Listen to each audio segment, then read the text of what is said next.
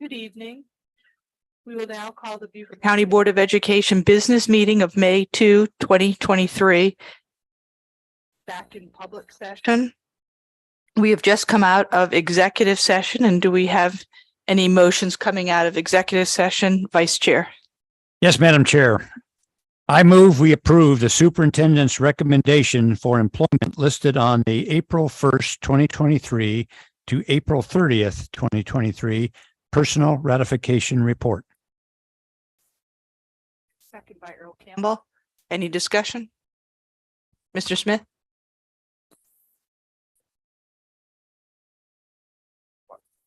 Okay. All right. All those in favor, please say aye. Aye. Aye. Thank you, Elizabeth. So the motion carries unanimously. And Yeah, 10-0-0. We have one member absent tonight.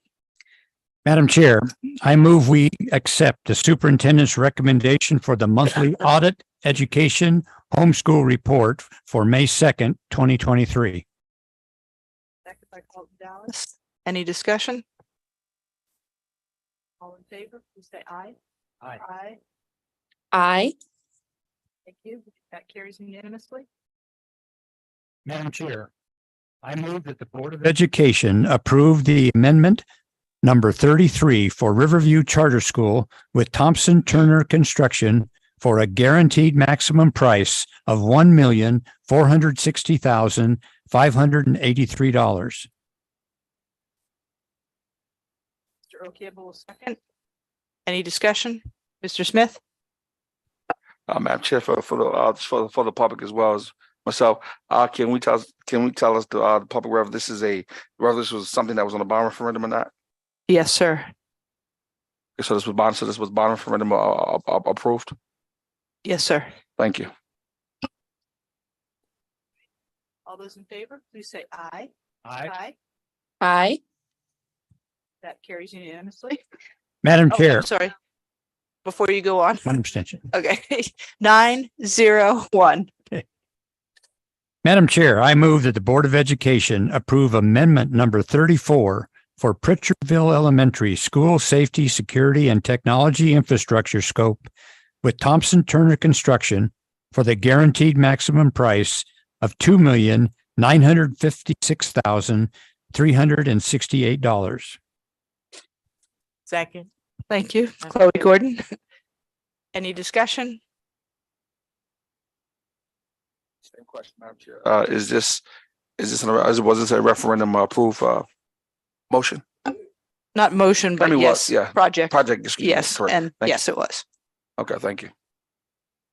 All right. All in favor? Aye. Hey, aye. Aye. Any abstentions? Any nays? No. Okay, so the motion carries 9-0-1. Dr. Wisniewski abstaining. Have any further action? Vice Chair Guyer? No, Madam Chair. All right. Thank you kindly. Next up, we need approval of the agenda.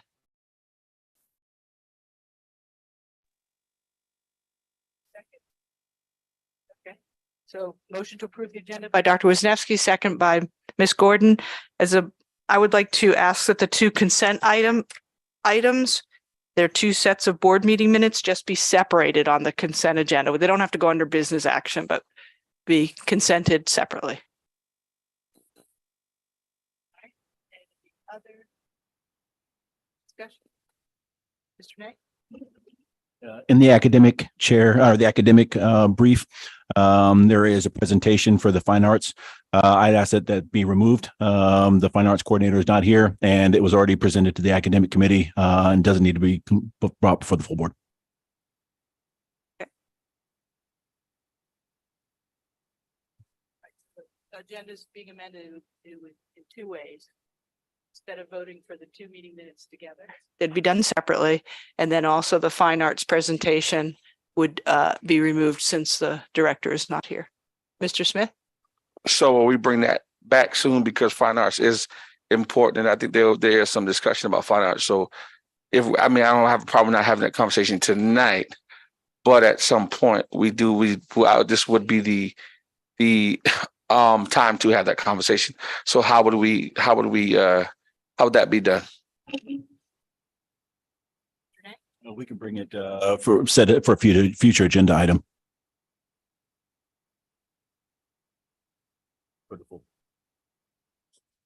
That's fine. That's fine.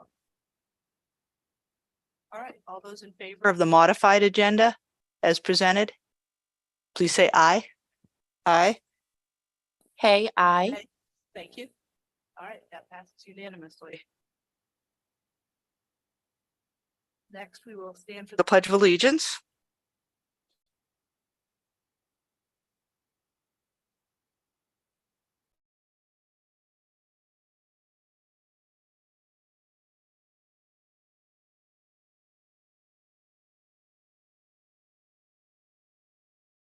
Please remain standing for a moment of silence.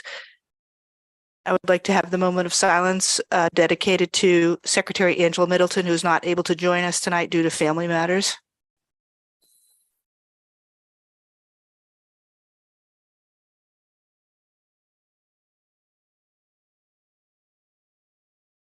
Please be seated. The media was properly notified. We are now honored to have the Okatee Elementary School Chorus singing Unique under the direction of Leland Underhill.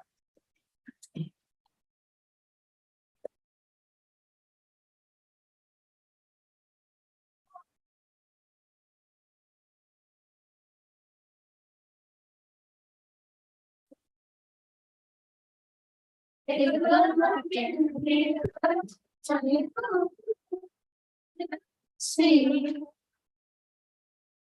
you can have it up. Reflect on who you are, and that's you. Hold on to me. Every feature on your face, your ears, your eyes, your nose, your teeth. Are perfect as can be.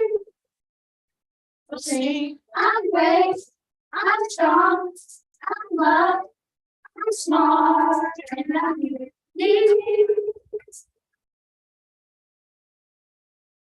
There's no one else who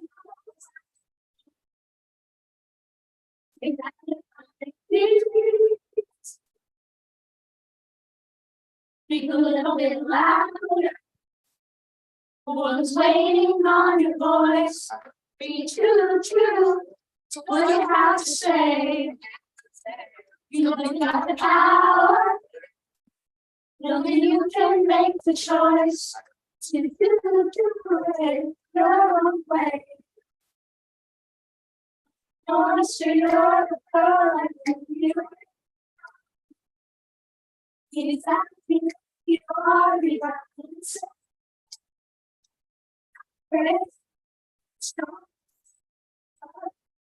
Small, big.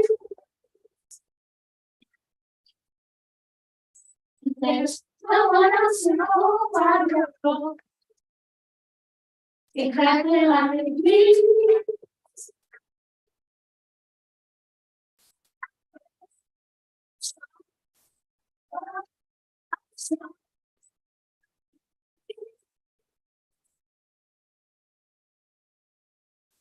There's no one else in the whole wide world exactly like me. Oh, what's the color?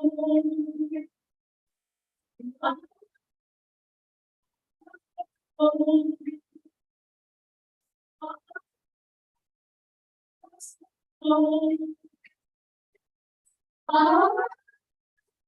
what's the color? And not you.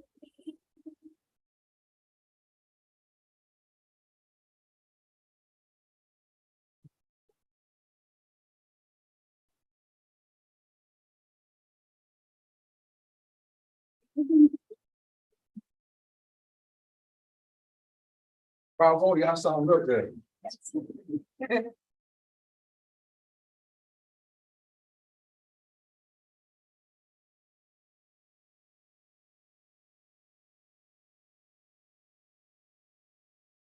I say good job, Okatee Elementary. The little oohs in there were not lost on me, as Okatee Elementary is their mascot is the owl. Thank you. Yeah.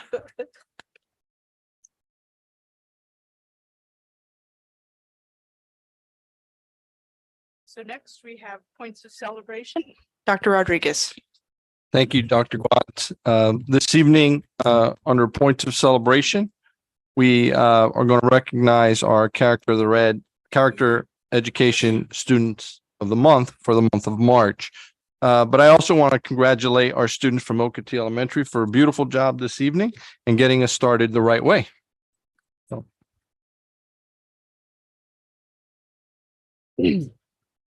Our character education program was formed to support parents' efforts to develop good character in their children. And tonight we're celebrating the Character Ed Students of the Month, exhibiting the character trait of self-control. Self-control is defined as the ability to have control over your feelings or actions oneself. In particular, one's emotions and desires or the expression of them in one's behavior, especially in difficult situations. And here with us tonight to introduce Student of the Month for Northern Beaufort County, Robert Smalls International Academy Assistant Principal, Ms. Kelly Gowdy.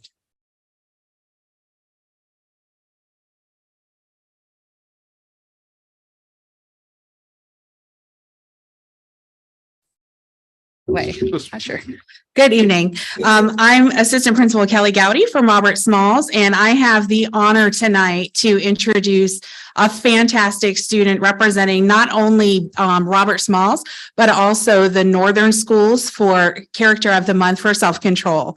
Piper Kilby is an 8th grader at Robert Smalls. Her teachers say that Piper exemplifies the characteristic of self-control in both her academics and personal life.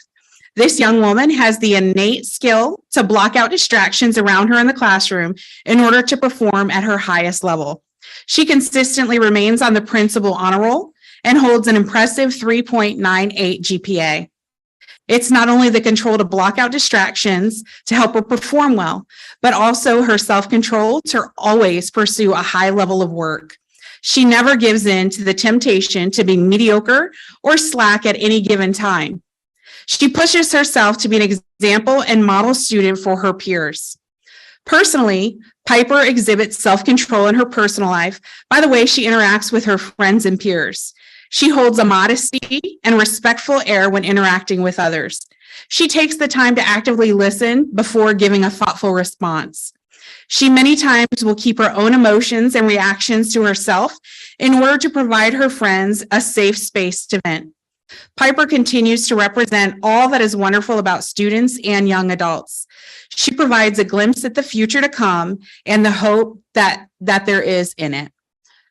Piper, we are so proud of you. Thank you so much for everything that you do to show not only self-control, but many, many other outstanding qualities. Congratulations.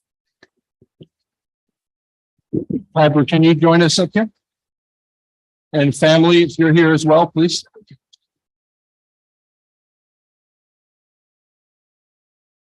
Congratulations. What a nice tribute.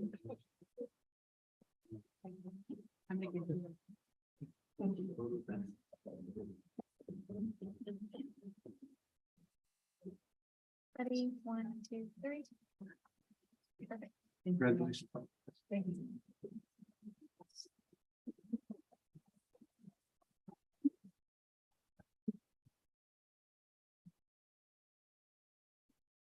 Continuing with our character education presentation for Southern Beaufort County, the student of the month for the month of February is going to be presented by our May River High School principal.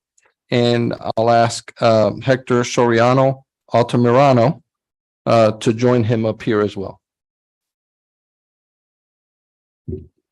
He's with his family, so if we could have all of you come. This is a family celebration tonight. It is my honor to stand before you alongside Hector this evening. I will tell you, I met Hector several months ago, and he was in a situation that could have been very volatile. And he was the one that absolutely exhibited the self-control to keep it from being a volatile situation. In the time since then, Hector expressed that he wanted to play soccer, but he was a little behind academically, and he needed to exhibit the self-control and avoid the distractions to be able to buckle down and achieve that opportunity. So it's my honor, and it should be an honor for him, that his coach, who has many folks he could have chosen from to make this nomination for, chose Hector. And because he has worked hard, I believe tomorrow he'll play for the Elite Eight for the state. Are we down to 8 teams? He's not sure, but I believe it is the Elite Eight. Congratulations, Hector.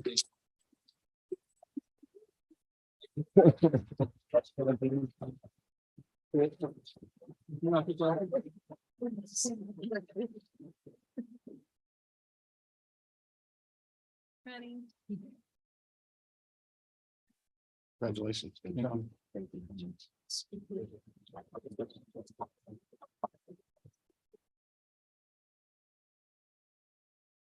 This evening, we're going to also honor and recognize a particular artist from one of our schools.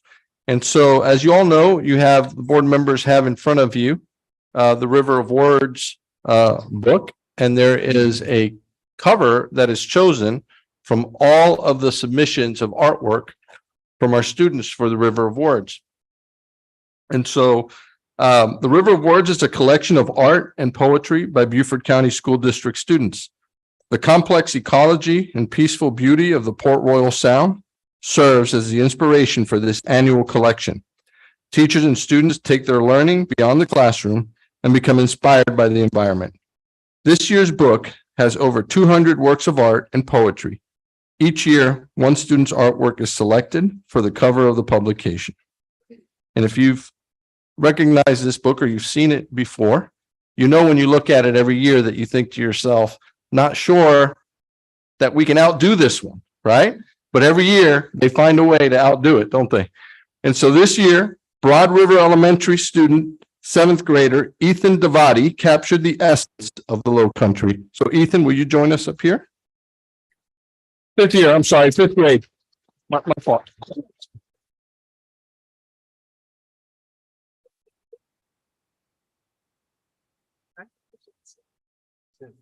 Yes. Mr. and Mrs. Davati.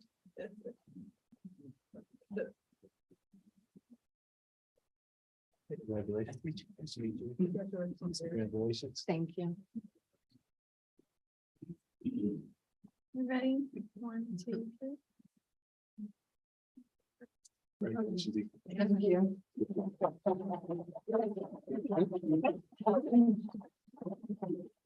Good evening. How is everyone? Good. Y'all know I have to say something. All right.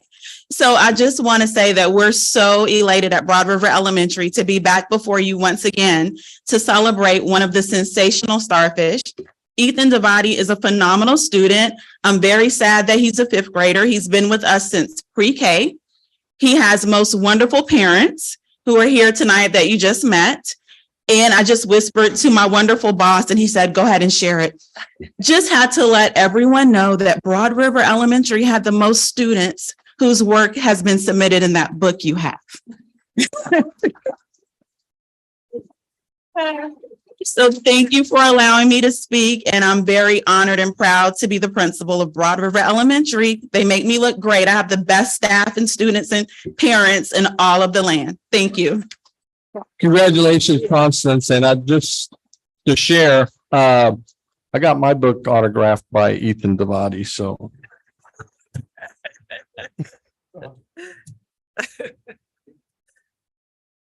All right, next we are to public comments, and we have several here in person. And I also understand we have at least one who will be doing it by phone. Just briefly, remember to confine your comments to issues within the domain of the board, and your time limit is 3 minutes. Please respect your time limit, and you may not yield your time to another person. And complete this card if you're in person, and I will announce your name and topic. And those of you who are participating by phone, please also state your name and topic. Thank you. So first up, we have Tim Dodds, who will be speaking about books and state legislation regarding teaching. Tim Dodds, a Beaufort resident and a retired educator. Thank you for the privilege of addressing you. I have signed up to be on one of those book selection review committees. And I was hoping, because time is of the essence, I don't know whether the board has any means of continuing to staff those committees over the summer, but I hope that we do, because I feel very strongly that the quicker we can return as many of these books into the eyes and minds of students, which I believe were unjustifiably removed, the better. And hopefully by fall, we'll get more of those books back to them.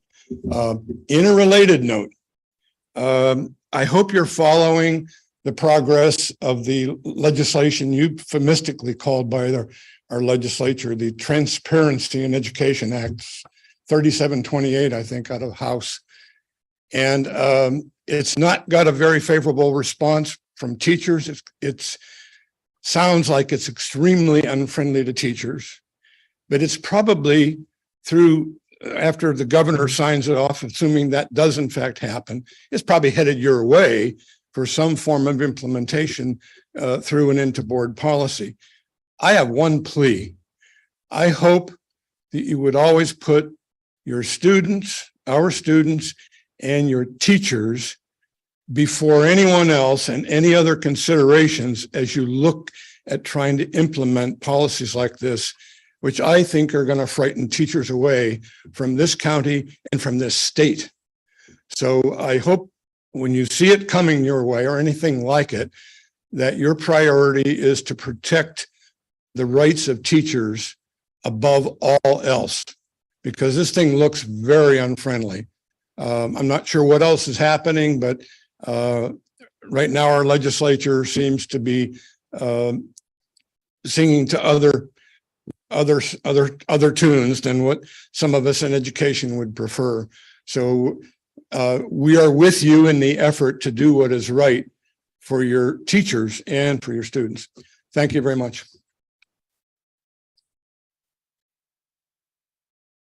Next, we have Robin Liebenberg. Her topic is last book review vote. Hi, thank you for allowing me to speak. I would like to thank the board for upholding the last round of book review committee decisions and for rejecting the appeals in your work session vote. As I was honored to sit on the review committee in this last round, I can attest the process is careful, sober, and adheres to the Beaufort County and South Carolina education standards as outlined in IS 38, where sections 4B, 5B, and 5CA specifically charge schools to offer varied and diverse views in their collections. But I must also note in this public session, the voting record of 3 members. Ms. Hay, Mr. Nye, and Dr. Wisniewski are consistently rejecting those reviews, often without comment or with deflecting explanations about their time to read and review, or criticism of some tangential issue like the opt-out form process. I hear no concerns from these 3 about inclusion, a vibrant, diverse collection, the real research on the value of broad and varied reading selections to create a well-rounded, educated, critical thinker.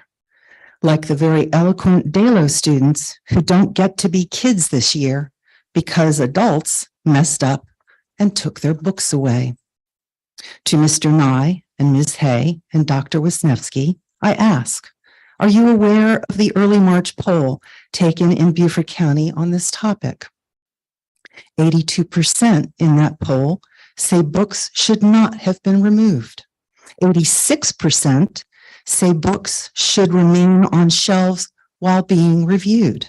79% said that the two books that had been banned at that point, March 6th, should not have been.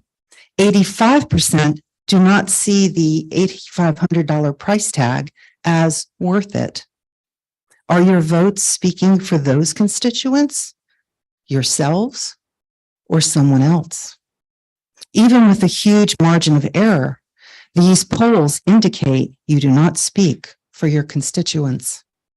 To the 8 board members who consistently vote to uphold review committee decisions and the rights of your students to read and reflect on the many beautiful voices that sing out in books, I thank you, and I suspect your voters will also. Thank you.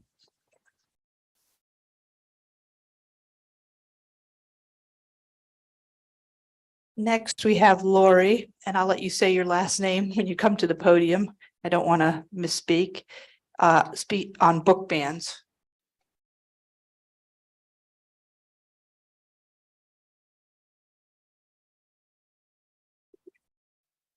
Hello, good people.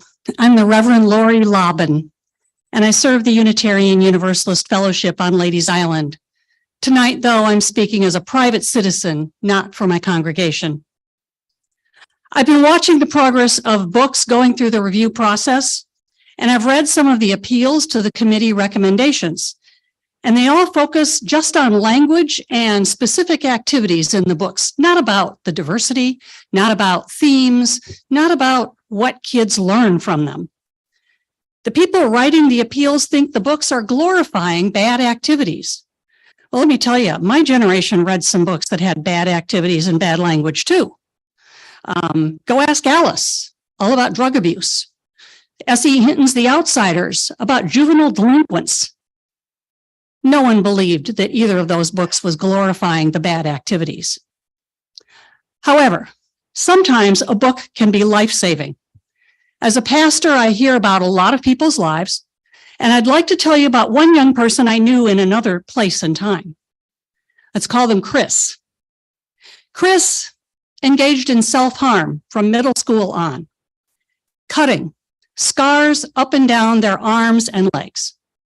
They were occasionally suicidal, not trusting anyone with what they were feeling, not even their therapist or their parents. Then someone gave Chris a book. The book was about a transgender teen who only trusted one person with their secret. That book let Chris know they weren't the only person in the world who felt the way they did.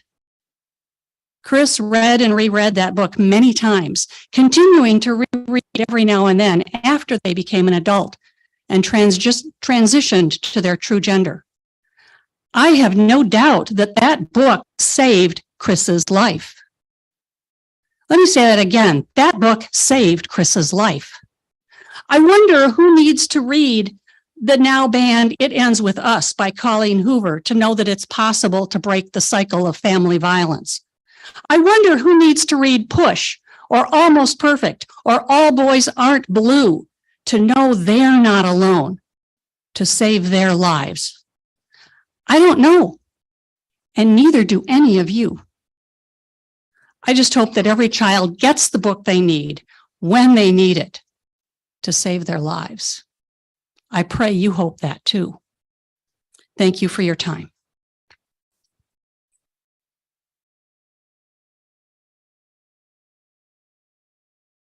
Next, we have Greta Sandberg. Topic is symphony and use of performing arts centers. Hello, I'm Greta Sandberg, and I am the president on the Beaufort Symphony Orchestra Board. We are, if you're not aware, a community orchestra for this area, and we have musicians that are teachers, we have musicians that are students, and we have musicians from several areas around Savannah, Charleston, and in Augusta. All those areas will help with our orchestra.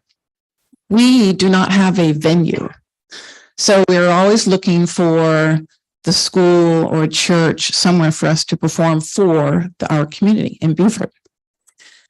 One of the things we would wonder if we could get some assistance with is the Beaufort County Performing Arts Centers. So we understand that they work for student events and community events.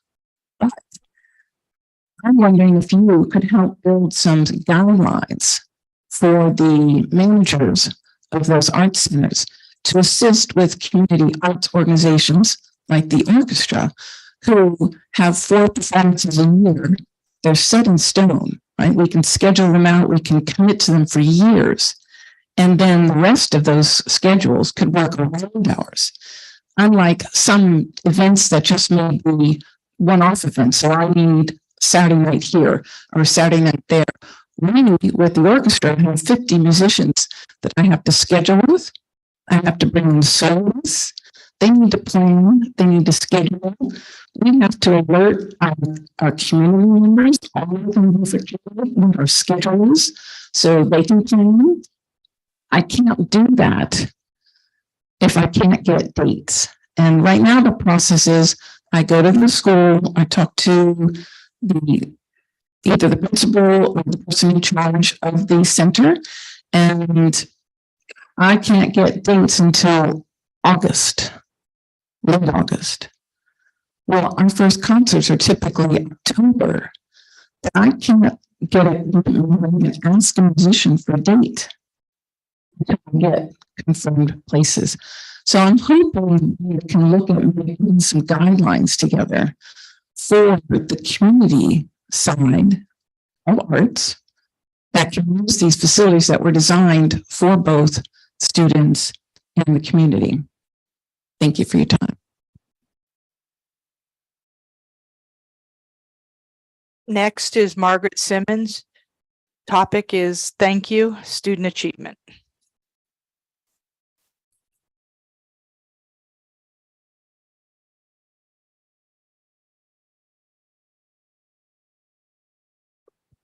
Good evening. My name is Margaret Simmons, and I'm a Beaufort County School District retired teacher. I have 2 things, and I'll be out of your way. First, I'm here to thank the board, Dr. Rodriguez and his staff, for your commitment and financial support of the after-school program and the African American Heritage Educational Conference. Your money is being well spent. The children are making positive educational gains, and your teachers are being better educated about the children that they are serving. So again, I want to thank Dr. Rodriguez, Dr. Scrouter, Dr. Campbell, Mr. William Smith for his vision of the program, and a special thanks to Ms. Ada McDonald for making sure that contracts, invoices, and payments were made in a timely manner. Ms. Ada McDonald is a professional at its highest level.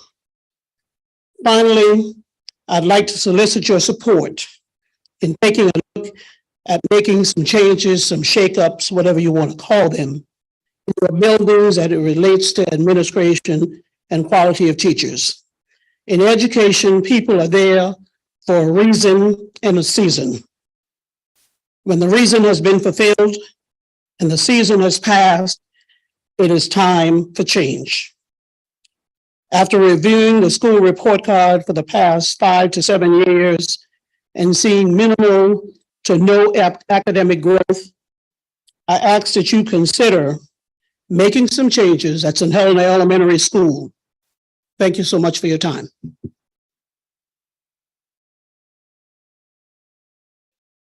All right, now we will go to the commenters by phone.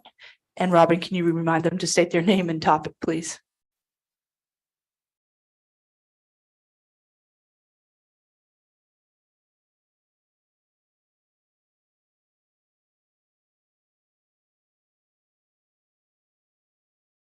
Angela, I'm going to have you on public.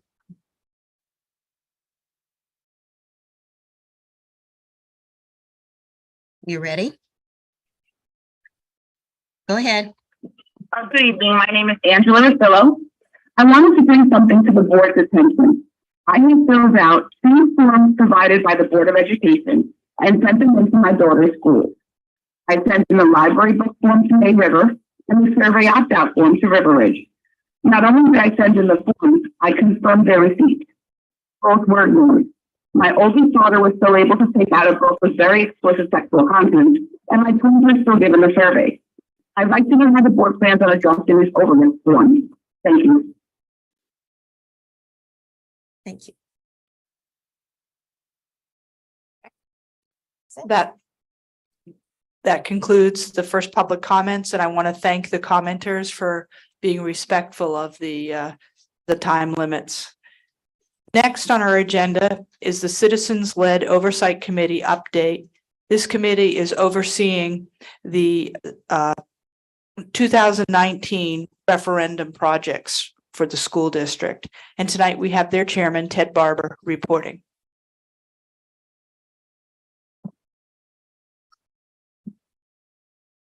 Thank you, Dr. Watts. Good evening, board members. Thank you for allowing me to be here with this evening. Dr. Rodriguez, thank you on behalf of the members of the clock. We do have our quarterly update for 2023 for the board as we have been charged. Just one point of interest, on April the 5th of this year, the clock conducted its 40th meeting. And if my elementary school teacher taught me my mathematics properly, by the end of this year, we will have held 48 meetings to oversee the referendum. So let me, for my new board members, and of course, we have one of our previous members of our committee, Mr. Dallas, who is with us. We're glad you are representing us and understanding. So please do not ask me any tough questions this evening. Our Citizen-Led Oversight Committee is an independent group of volunteers. We do volunteer to monitor the referendum and the building projects. We look at the schedules and the budgets, and then we report back to this body on what we find each quarter. Our minutes and our presentations are also posted on the county's on the district's website for the public to review. Now, of course, our members are from all walks of society. Many of us are engineers. We have CPAs, urban planners, and project managers on our team as well. I have two of my members here with me this evening that are helping represent the board. They're seated behind me. Now, we are the independent watchdog that monitors the spending on behalf of the public and the taxpayers, which I am one of those taxpayers.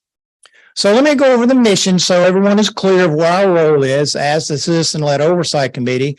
We monitor all building project schedules and budgets and expenditures for Beaufort County's district the November 2019 bond referendum. And we ensure proper use of those funds to make sure that we have superior facilities for our Beaufort County students.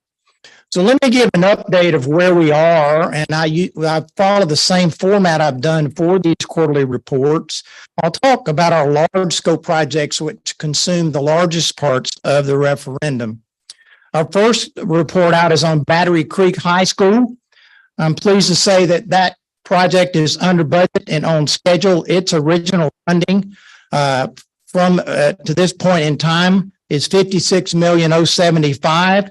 We have encumbered $55 million, and we've paid to date $45 million on that project. On the next slide is some details of where the project is. As I said, using our traffic light process, we're all green here.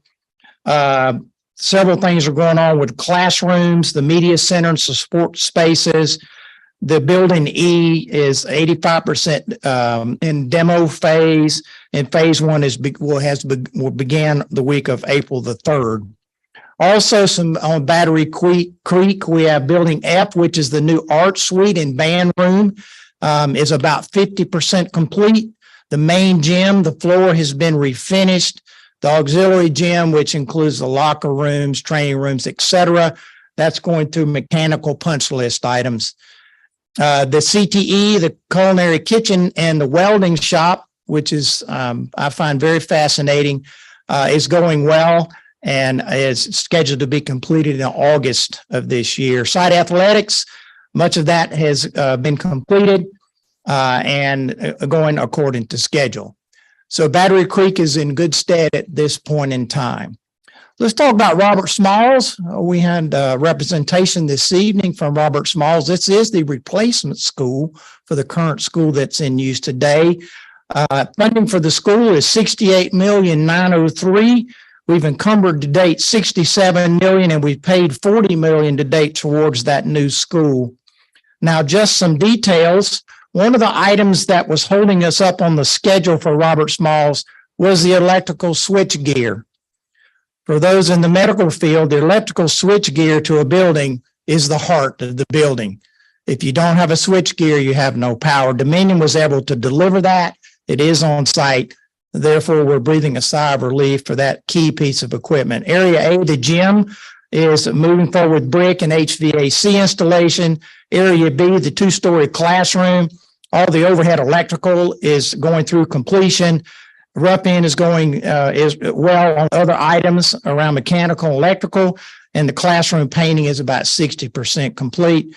We expect overhead inspection by OSF in May of this year. Area in the next page, on page 10, a little bit about Robert Smalls, since this is a brand new construction of a building. The area C, the classroom wing is the rough end continues. It's about 99% complete. Area D, which is the office and the media center, that electrical work is 85% complete. Area E, which is the cafeteria and the mechanical yard, that rough end, and Dominion is installing that switchgear that I discussed earlier.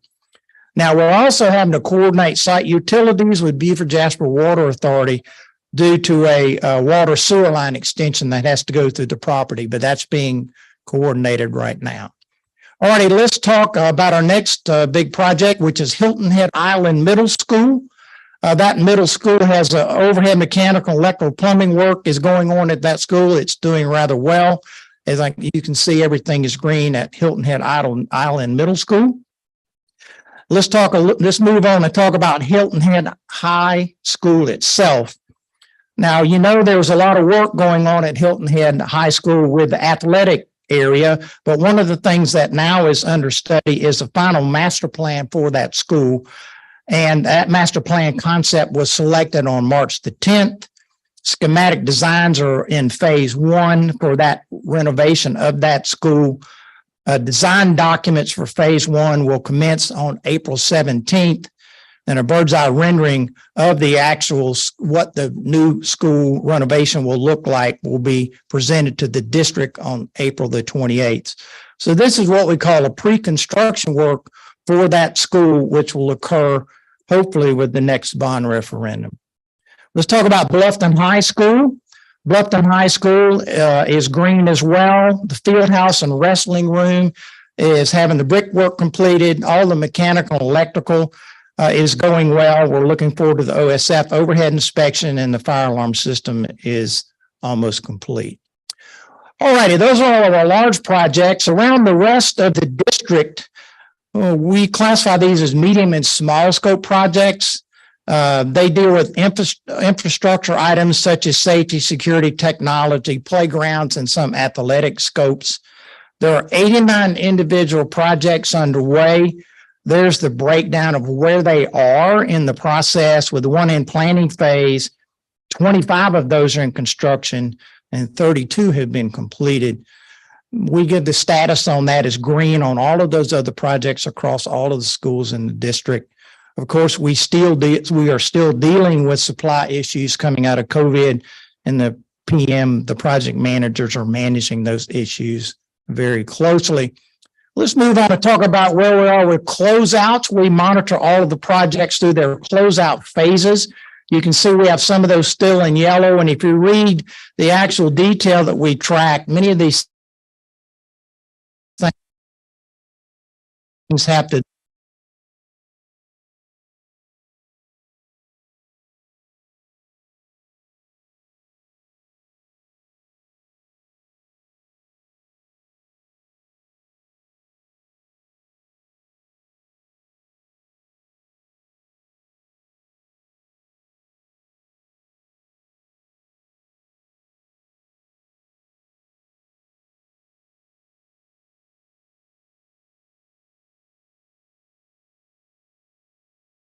bond premiums that this board agreed to use towards the referendum projects.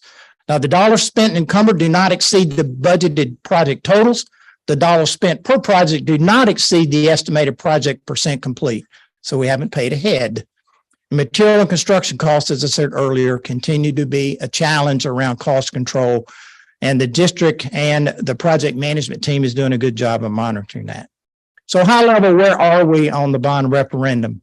As of 3/31/23, the original budget was $344,610,000. The bond premium that was paid back to the district for the bonds was $31,100,000.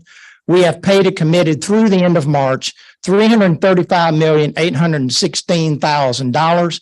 We still have $39,893,575.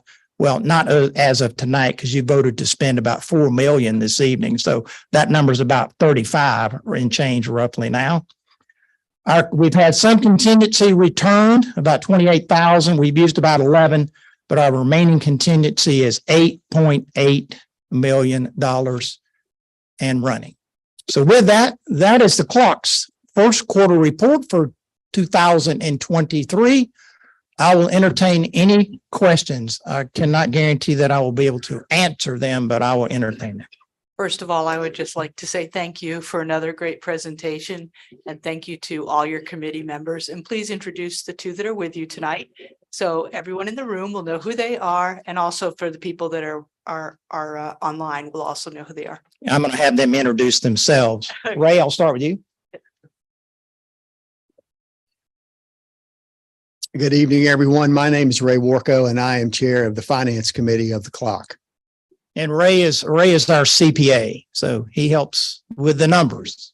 And with me is, and I'll let him introduce himself, fellow Finance Committee member. Rich Trishler, Finance Committee. Thank you, gentlemen. So do the board members have questions? All right, we'll let Mr. Dallas go first. Okay, Carlton. Just like you were Be careful, Carlton. Be careful. Yes, sir. I know you're still chair, so I'm listening. I just want to congratulate the idea that Superintendent Rodriguez had to establish the clock committee. It was a very novel approach as far as managing massive amounts of money and projects, very complex. So kudos on that. The other is the selection and the skills of the 9 members. The collection of skills, the whole definitely is greater than the sum of the parts. I learned a tremendous amount. There was great leadership, camaraderie, and there was very candid questioning in a very polite manner. So thanks to all the fellow clock members, former clock members that I was able to serve time with and tell them how appreciative I am. Thank you. Carlton, thank you. Dr. Wisniewski. I'm just going to echo Mr. Dallas and Dr. Guadz's comments and thanking you all, and also thanking your families who are letting us have you. The amount of expertise that you all give to us and just everything that you've done throughout this project, seeing all the green lights is very comforting as a board member, and that I can go back to the community and say we have an amazing group of individuals that are volunteering their time to help us through this projects or these projects. We just appreciate you. Thank you. Thank you. I do have to say, though, we do monitor it and we provide feedback, but if it was not for the district having good project management and having a good program management company working with them to manage the massive amount of work that's being done, it would not be successful. So it requires the proper skills and it requires the proper people to make these things happen. And project management is the key. And that's one of my expertise. And I'm glad to see that the district has hired the appropriate people to do what they need to do. So Carlton, I have one question for you. As you learned on the clock, you can help explain, what does MEP stand for? You remember mechanical, electrical, and plumbing. Remember? We have an ongoing joke among the members of the clock as we always introduce these acronyms. And construction has its own lexicon, if you will. And so a lot of times engineers and project managers introduce terms that no one knows except those who are familiar with construction. So we always have a great time where we have to stop and say, what does that term mean? You know, and we do that all the time just to remind each other that we can't take things for granted. And you cannot take things for granted that people understand what you're saying. So you always have to make sure you clarify. And as I always learned a long time ago, the only question that's a dumb question is the one that doesn't get asked. So we have a very open discussion and we all learn from each other. So Dallas, thank you. Dr. Wisniewski, thank you for your comments as well. It's a pleasure to serve the citizens of Beaufort County. And as we have always said, as members of the clock, it's for the future of this county and the future of Beaufort that we do this, because our students are the future of Beaufort County. And that's why we volunteer. Any more questions? Thank you for allowing us to get the update. Yes, I got Dr. one more. Watts. What's your medical analogy of MEP? Well, I think medical analogy of mechanical, electrical, plumbing in the medical field, what would it be? Yeah, I'm just joking. Yeah, I don't think we want to get into that. Well, I mean, maybe a Da Vinci robot. I don't know, but you know, or I'm not a medical person, doctor, but please don't ask me that. I'm married to a nurse, but that's about all I know. So.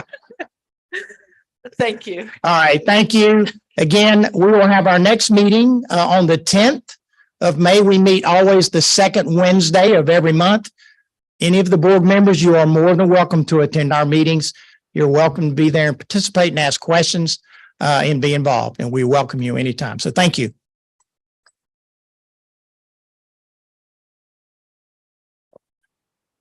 All right. So next on our agenda is the chair's report listed, and I don't have any items to bring forward tonight. Madam Chair, point of privilege. Sir, Point of privilege. state your privilege. I'd just like to, this week is Teacher Appreciation Week. And if we have teachers that were watching, I didn't want to wait till the end of the meeting just want to say thank them and thank the administrators for what they do. Because as a board, we really appreciate everything that the teachers and the administration has done. And I just wanted to thank them at this time. I said wait until the end of the meeting to do that. That's all. But that's one to do it. I was your time. That's all. Thank you. Yes, we very much appreciate our teachers. Next, we have the committee reports. We begin with academics. Chloe Gordon reporting. Thank you, Madam Chair. Madam Chair, I move that the Beaufort County School District Board of Education accept a donation of $15,000 from the Foundation for Educational of Excellence for the use of supplemental state-approved materials for financial literacy online subscriptions, for all Beaufort County School District high schools. I second that motion. All right. Before voting on it, I just want to say how supportive of the Beaufort County Public Schools the Foundation for Educational Excellence has been for years. And their generosity is really appreciated and helps our students with funding for projects that typically our other revenue, i.e., local and state and federal, cannot provide for. So thank you very much to the foundation. Dr. R. And I think this is a critical initiative really on financial literacy. That is one of the things that obviously as we move into this upcoming year, our students entering high school are going to be required to take as financial literacy course. But that is very necessary for our students to graduate with an understanding of finances. And so very grateful to them for this donation as well. All right. All those in favor, please say aye. Aye. Hey, aye. All right. Motion carries unanimously. Thank you. Thank you, Madam Chair, and also to the foundation. Thank you. Does that conclude your business for tonight? Yeah. Dr. Stratus has something else to say. Later. Yes, later. Yeah. Okay. I saw that. I figured as much. Thank you. All right. Next up, we have legislative committee reporting. Chair Earl Campbell. Madam Chair, I move that the board monitor House Bill 3485, Family Rights and Responsibility Act at this time. I'll second it. Okay. Thank you. All right. So the motion was made by Earl Campbell and second by Ingrid Boatwright.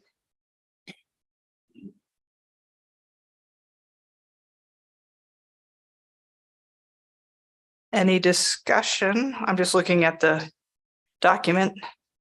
Okay, yep. Yes, go ahead.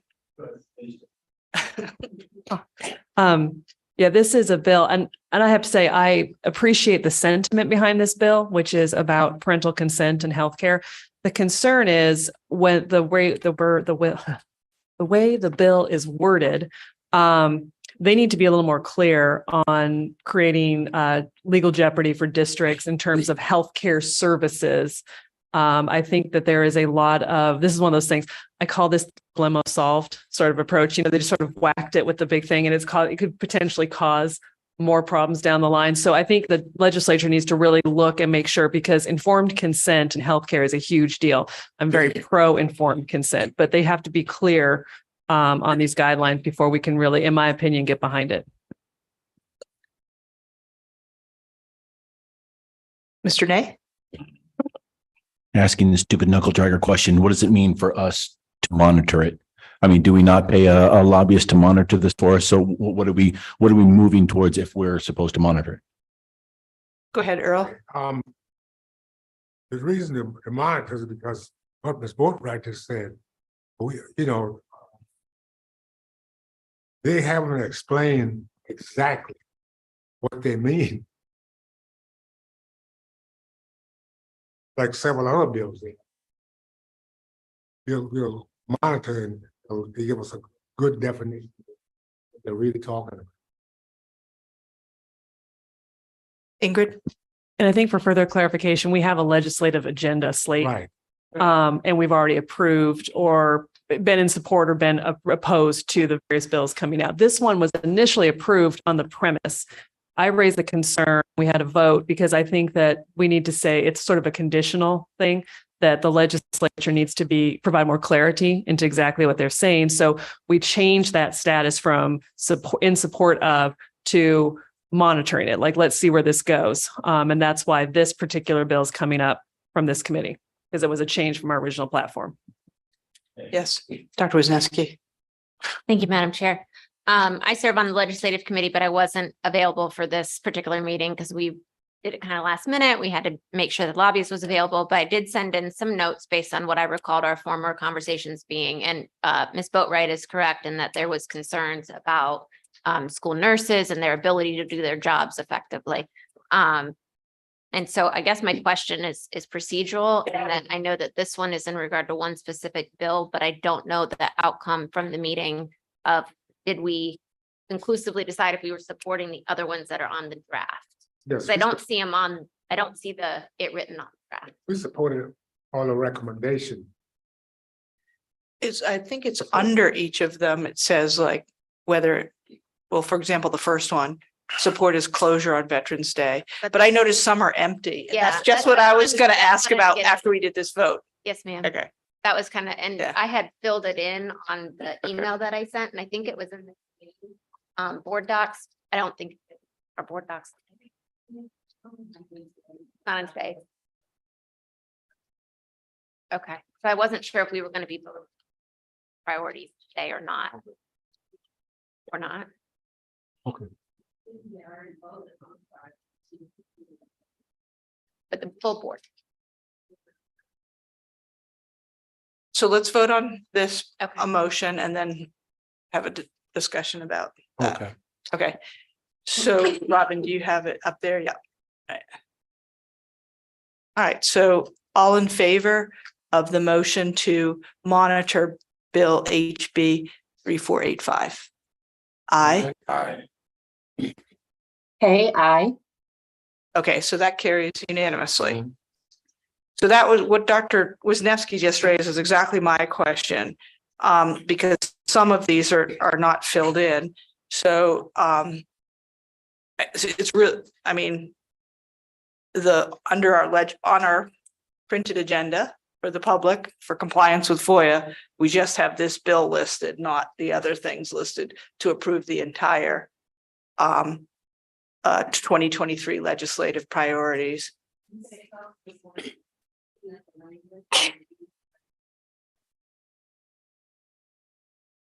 Okay, so this is not the updated. Okay, so it seems, okay. Because I have issue with HB 3318, this audit, and two board members can request an audit and that kind of thing. Right. Yes, go ahead. Yes, ma'am. And I had put that on, and I think Robin, you even like color coded it or whatnot to put what was my words and what was Lynn's words. Yeah. Because I put, that we were opposed for what, and our justification for why we were opposed. And that one that you mentioned, Madam Chair, was because it's only members. So that the legislature is unaware of why we have that. Yeah. And can hopefully fix the bills. So I guess the next steps.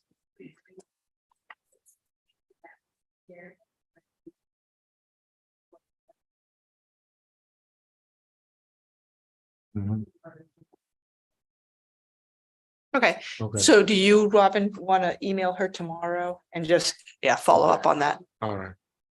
Yeah. All right, so Earl, do you have anything further?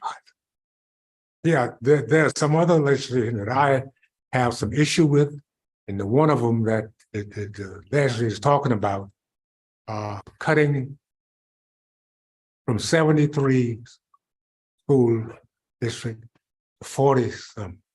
I have a problem with that because, see, I've talked to some legislators, and they can move another district within your county. That's if they decide, let's say, for instance, they move Hampton into our district. That's can cause they move Jasper County.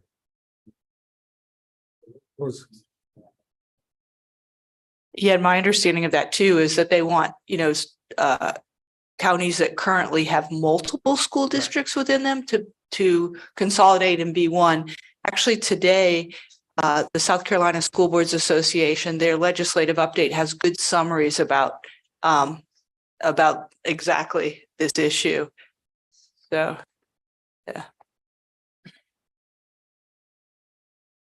Ms. Gordon.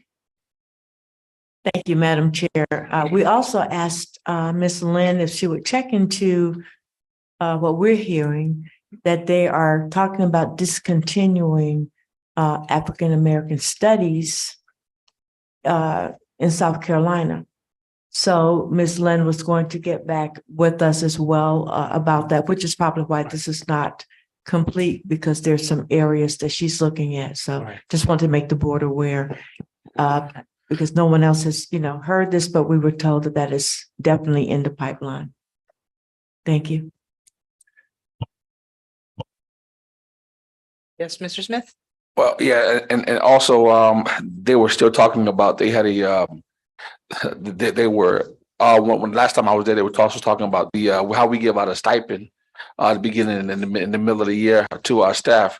The state was talking about funding that, and I'm just really hoping that they will revisit that and let that pass, because that would really help us out. I'm talking about that would be a huge impact to what we pay our teachers now. So if you have any, so we could call our local legislators who we're in tune with what I was told to ask them to please revisit that and bring that back to the floor so that we can get a stronger vote. The vote on that was not good. So, but if we could get that, that would really help our pockets in this district. So that's just something to put out there for FYI. And that public, also that public dollar thing that where she said also that she would still be looking at that in terms of the money following the student, no matter where they go at in the state. That could be mind-boggling as well. So there were a couple of things that I know for sure, certainly that I've been up there watching as well. Thank you. Oh, Victor, nay? Who does monitoring the lobbyist fall under? Which committee is that? Because, I mean, we asked her to do this a hot minute ago, like 2 months ago. That's legislative committee? Yes. Oh, okay. So my apologies. I'm not trying to get in your weeds. But I mean, we asked for this stuff like 2 months ago. So I know I know the, legislation is working right now and it's busy time for them. I get that, but I was just wondering. Thank you. Dr. Wisniewski. I was going to make a comment in that regard, because I know just in my time on the board, it's been almost like you're chasing a moving train in terms of monitoring bills and trying to get your priorities over to the legislative body and also to our lobbyists. So looking internally at what we could do better, maybe we should start monitoring them earlier or set a schedule based on when legislative session is or something like that. But I agree with you. It's you're chasing a moving target sometimes. Yeah, I was thinking of that also, and I was thinking one of the things we have to do is re-sign the agreement with a lobbyist every year. And I think the last 2 years we've done it in January. It'd be much better if we did it, November, December. So we're up and running a little bit earlier, just before the legislators meet. How much more time they have how many weeks they have left in the election? 3? Well, actually, I asked our lobbyist that Yeah. on April 19th when several of us were up at the State House, and she said it was May 11th. I don't know if that's changed, but that's only next week. Yeah. I would like to see if we can meet with our delegation before the school year starts, the next school year. Talk about some of these I issues. think that would be excellent. Thank you. All right. Next up, we are to operations with Chair Colonel Guyer. Thank you, Madam Chair. I have reports of 2 operations committee meetings. The first one was for May 2nd. Mr. Rob Corbin provided executive summary for the April 2023 construction updates. And the summary is for projects through March 31st. And we heard today a summation of that as well. Next item, Mr. Otting presented information on the potential sale of 20 Mayfield Road on Defusky Island. And therefore, Madam Chair, I move that the Board of Education approves the posting of the sale of 20 Mayfield Road, Defusky Island. Second. Okay. Any discussion? Carlton, Dallas? When we say posting, though, we find, what does that mean? We're no longer selling it, we just like land or the same property. We'll let Robert come right up and answer that. Yes, it is the same property. This is the one that we discussed, and as far as we're aware, only the owner next door could purchase it. But at the same time, procurement to stay within the procurement requirements, we need to post it. There is no definitive amount of time. So at the next board meeting, if the board would like to, it was brought to our attention. They've asked if we have an interest in selling it. You're saying here you have an interest in selling it. The next thing would be for them to make an offer or for the Board of Education to make an offer. So. Go ahead. The concern before was that based on the comps for Defusky, other comps would rate that piece of property from 22.5 to 37.5. And I think the price that I heard discussed was 5,000. So once we get ready to sell it, that would be a conversation. If the board wants to make an offer to that property owner, that would be something we can do in executive session, say prior to the next board meeting. Because we're posting it now. At the next board meeting, if we put that on the agenda, we could discuss what the board would like to offer. And then the board can make an offer to that adjacent property owner for that piece of property. Okay. Does that make sense? Sure. No. Yes. Because they have not made us an offer. Okay, but we decided on the comps that were there. We did ask for an appraisal of the Right. property, just to have an idea what it was worth. Because before I asked you if you wanted to sell it, I'd like to give you some information about what the possible value is. Yeah, I would just suggest that having been involved in some efforts to do some deals on Defusky, that there's a lot of external interest and that we should seek maximum value for it. Well, the one thing is just be aware that this property is a 1/4 acre, and on Defusky, you required to have an acre to be developable. So this property is not developable according to their current zoning. And with that, you can hold the property. And the potential buyers, if they see value in acquiring it, they raise the price. Yeah. Okay. Yeah. Ms. Gordon? Thank you, Madam Chair. Mr. Outing, thank you for the information. My question is, why are we selling the property? Well, it was number one, the board is kind of, as a group, has asked us to, any properties that are unused, to make sure that we have those offered. And actually the state requires us to do that as well. This is one that, the property owner, the adjacent property owner brought to our attention and asked if we'd be interested in selling it. And that's kind of what started this whole conversation. And what we brought to the operations committee was that information and asked, are you interested in selling it? And that's where we are right now. For most part, Colonel Geyer's motion is saying, as a board, do you want to sell it and put it and post it for sale for the most part? Thank you. Mr. Smith?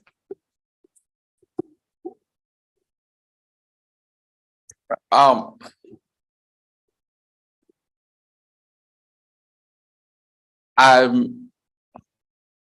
my question is in terms to, so what would be this, first off, what would be this process? Because if we're saying that we want to sell, that the board wants to sell it, so Colonel Guy, can you tell me exactly what your motion is so I can digest and understand exactly that? Okay, the motion is that we post it. I mean, in other words, we put an ad in the paper and say, this property is for sale.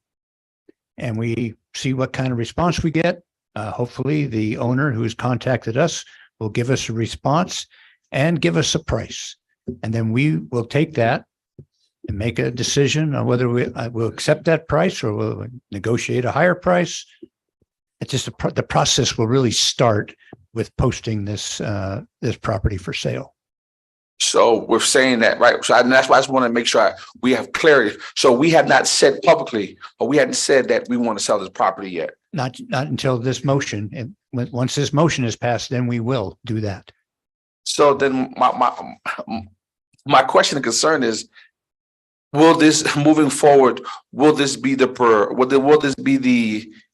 process in every piece of property that we have that we want to sell moving forward?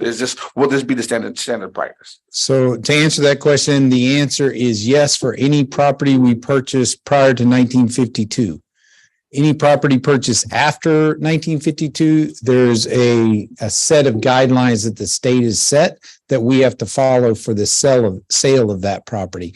In other words, we have to contact the state, we have to let them know, and they have to be involved for any property that was purchased after 1952. We purchased this property in the 1920s. I don't know the exact year in 1920. So because of that, we do not have to go through the state for the sale of this piece of property. So that's my caveat. Yes, this is the process for any property we purchased prior to 1952. After 1952, we have to follow the state's guidelines, their procedures for the sale of the property. So I'd like to ask a question, and I think I know the answer to it, but just to make it clear to the public. So if let's say minimal interest is shown for purchasing it, and somebody says, I'd like to buy it for $5, we don't have to sell it for $5. You do We not. still the district, the board has the opportunity to accept or reject an offer. Yes. Yeah, okay. Who has not spoken that would like to speak? Dr. Wisniewski. I just had a quick question, and I may have read wrong in here. Was this gifted to us, or did we purchase it back in the 20s? Ooh, 1920, I'd have to, it may have been gifted. I thought it came Jane Hamilton, and there's the Jane Hamilton School on Defusky, so I know it was Jane Hamilton that was the property I'm just wondering if transfer. Gifted properties have a different set of rules, but I mean, that's when we came in possession of it, was in the 1920s. You know, that has to do with, I guess, after 1950s, the state may have had some process involved in the purchase of property that they want to make sure we follow their rules with. Ms. Gordon. Thank you, Madam Chair. Maybe you can answer this for me, Mr. Outing. I'm thinking we've got property on Defusky, and right now we don't have really a value of what we're going to sell it for. I just want for clarity that can any of the board members buy this? And we need to make sure that the public knows that we are not buying the property, or is it okay if we're affiliated with someone that has an interest? Do we report that to the board so that we don't have conflict of interest? That's my question. That is not one I would be able to answer. I'm looking over at Ms. Cartledge because I do not know that answer.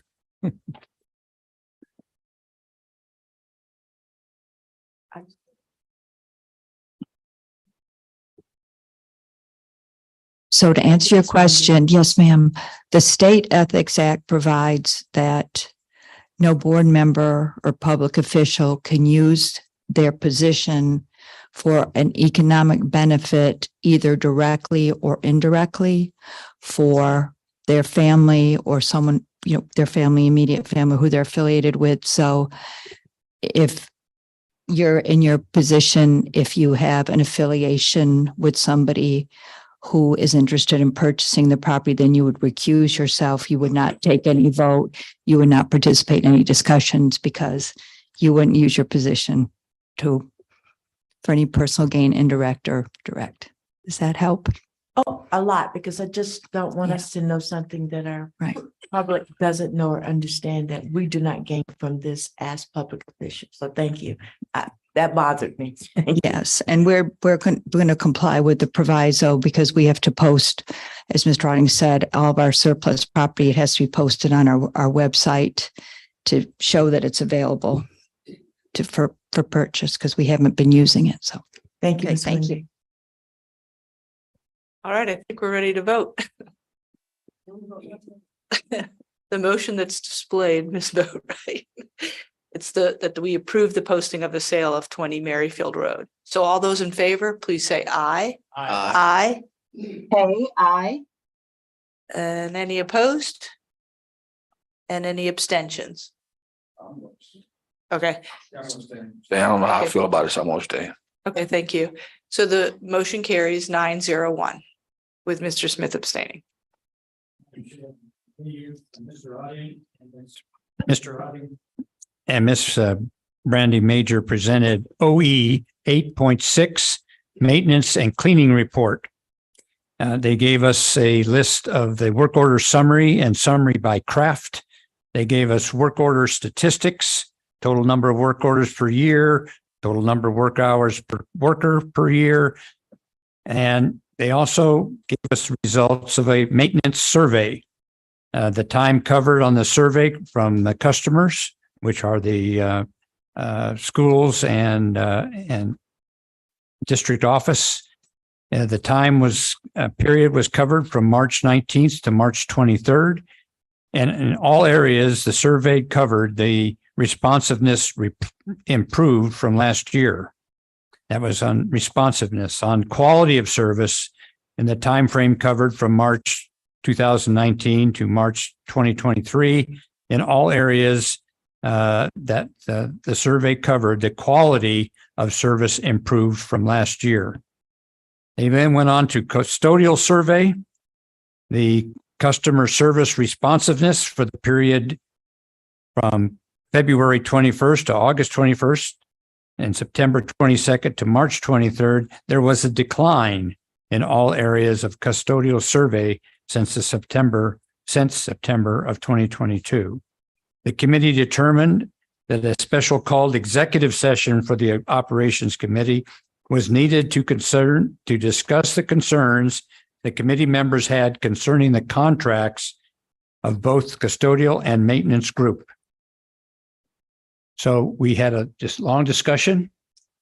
The superintendent got recommendations from his staff that both contracts be continued. The contract is on a 3-year contract that was contracted in 2020, and this is the end of the 3rd year. And then there are 2 additional year options to extend the contract.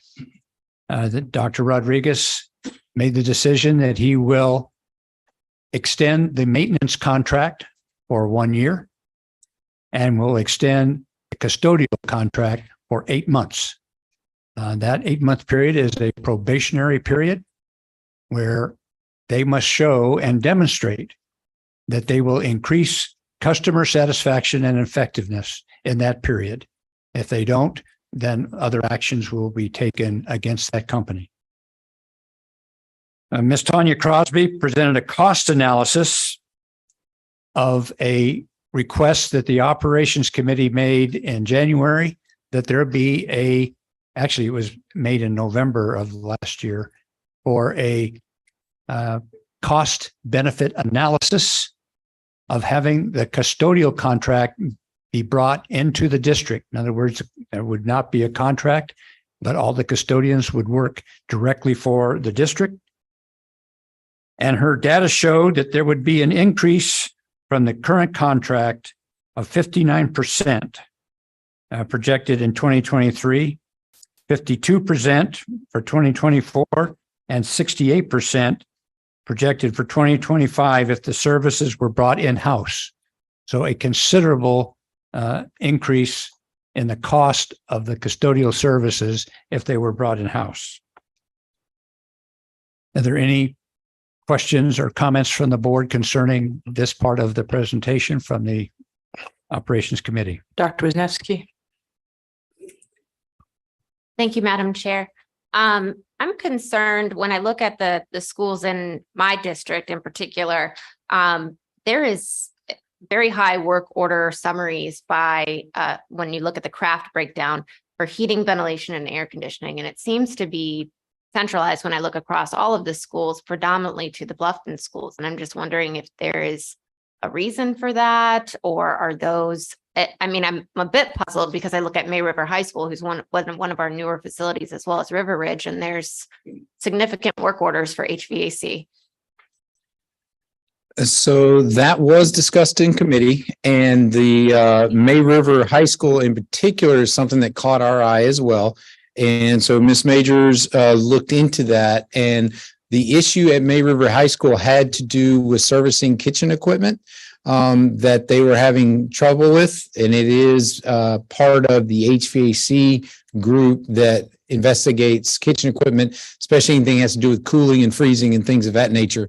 And so they were having some issues there, and we had maintenance workers that were being very proficient in making sure everything they did to that unit was placed as far as, or those units were placed as far in work orders. So that's what that is. That's where that number can be a little deceiving sometimes, but when you dug down into it, it had to do primarily with an individual worker that was being very proficient at documenting a lot of things going on with kitchen equipment. Thank you, Madam Chair. So does that addresses May River? Is it the kitchen equipment in the cafeterias at all of the Bluffton? So that's the same work. That was just at May River. And I'd have to say, I know we looked into that one. I did not look into the elevated, I do not have an answer for you right now. I can look into the other Bluffton schools as far as what those might be. Yeah, I'm just curious to know, because it does seem to be amongst all those schools and in that categorical. So if you could. Shredding is the individuals from maintenance that are working a particular area, a school, for example, are they also working other schools in the same area? Yes. Oh, yeah. You might be dealing Yeah.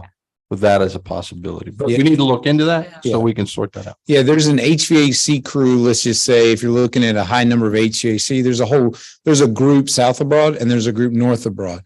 So what you may be experiencing is they're more prevalent in putting in their own work orders, because the work orders at May River were self-reported by maintenance was the issues. Thank you. I appreciate it. Mr. Smith.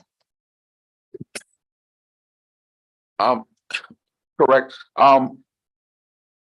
Yeah, everything was correct. And I appreciate the staff for bringing what the information that they bring, but also I just want to make mention, to staff, move from staff to staff and this community, community, our constituents about certain schools that basically some of the things that was said, we definitely had the discussion in terms of the cleanliness of the buildings and different things of that nature. So that's why Dr. Rodriguez's is making the decisions that he's making. And I want to definitely thank him for coming forward and the staff as well for being transparent so that we were able to have that tough conversation, because that conversation was definitely one that had need to be had. And I just want the staff to know that at this level, we do hear you, and that in the midst of us hearing you, that is what is bringing up some of the protocol to some of these steps and some of these protocols that will go in the course of action over the next couple of months, because we do hear you. I just want to let the staff and community members do know that you have been heard. In the other on another note, I do hear what we're saying about in terms of bringing staff on full time, but I also want to just let you know, just put that FYI out there, that even though it may cost us a little more to have this custodians up under the district, at some point we have to also hear there are custodians who live in this community, work in this community, who want certain benefits, and also they want to be a part of the school, they want to be a part of the district.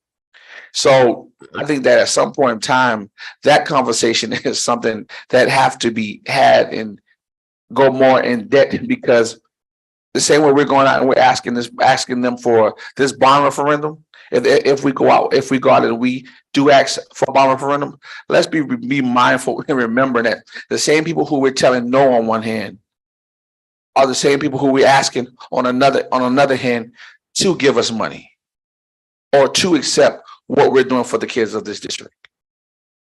And saying that and putting the teeth in it, we have we have some custodians who are working in the school district who are working in our schools who are saying we want to be district employees, but we're saying, well, wait a minute, it costs too much. I don't think you can't tell me it costs too much on one hand to have me be an employee to give me benefits to help change my life totally. Then on another hand, you're saying that, hey, listen, I want you to approve this so we can help the kids. Yeah, help me help you help those kids. So I just want people to see it from a different scope, and to understand that this is a real issue, and this is something that people in the community have talked about, and I have had constituents have bring this to me and said it. So I just wanted to make sure that's just not holding, that I am letting my colleagues know about this, because this is a conversation that it does have to we do have to talk about what steps that we make, how we make this happen. Because it's very important to people who pay taxes in this district as well. So I just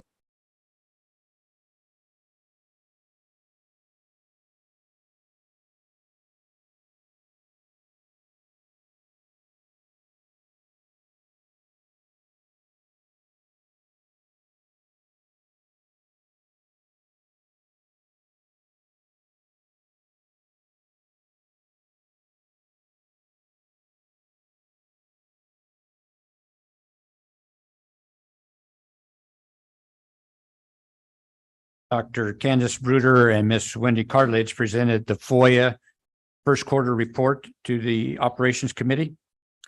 And lastly, future topics for the committee. We're going to have a discussion about easements, the AR that concerns athletics, the 8% maintenance list, and a discussion on student discipline. And that concludes my report, Madam Chair. Thank you very much, Mr. Smith. Excuse me, I've been long with it, but just to close it out, the thought just came to me. I was trying to get it together. Basically, I just want to say that during the time of COVID, those custodians didn't let us down. They put their lives on the line every single day and go in those buildings and make sure that those buildings were clean for staff and students in the community. So let's let them know that we do that we see them. Thank you. So next on our agenda is Policy Committee reporting. Chair Rachel Wisniewski. Thank you, Madam Chair. Policy Committee met on April 25th. This was a relatively full agenda that went quite a long time, and I appreciate the members and those that joined us for their discussion. Items that were discussed were funeral services in Beaufort County School District facilities. The committee reviewed the AR and the OE8. The AR states that this is an individual basis at the decided on an individual basis at the discretion of the superintendent based on our OE. There's typically no fee involved because it's considered a school event. We usually absorb the cost of custodial. So there was no action out of committee. We believed that the OE was sufficient to allow the superintendent to decide the parameters for that use. The other item was volunteers being moved under the communications department. So there was discussion surrounding multiple OEs. Ms. Walton was present and Dr. Bruder, who reported on the changes to the administrative management processes. Presently, volunteers are vetted by HR, but managed by communications, and the communications department is undergoing some internal changes currently. Consensus was that the OEs give the superintendent authority to conduct background checks into volunteers, but there is not a board policy that provides for the superintendent to create rules or regulations over the standards set for those volunteers. So there was a recommendation out of committee. So I'm going to make that recommendation now. The policy committee recommends to the full board to add, quote, and volunteers, unquote, to OE-4 subpart 5.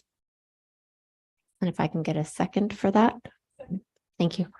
This would be considered a first reading and open discussion on this change, but basically I already mentioned that the consensus was right now the OEs give authority for the superintendent to do the background checks on volunteers, but it doesn't really discuss what is required of volunteers, what is permissible.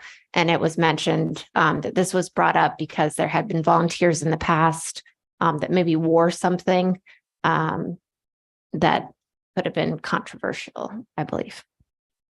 So I see a procedural issue here because this motion is not listed and it's related to changing policy. And it'd be like you said, the first reading. So can we postpone it to I don't see it on tonight's agenda.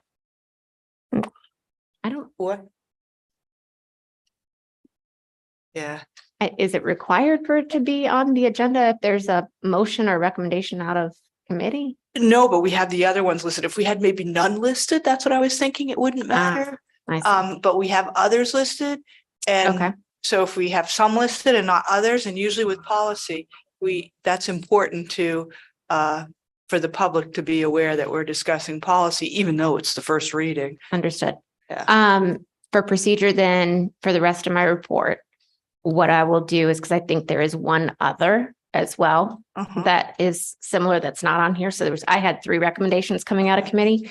So I will make the other, we can second it, and then we can table them until the next meeting, if that's okay, because I'd hate to have to rehash the report again. That's fine. And I might suggest postponing them to the next meeting so we don't have to pull them off the table. Got it. Okay.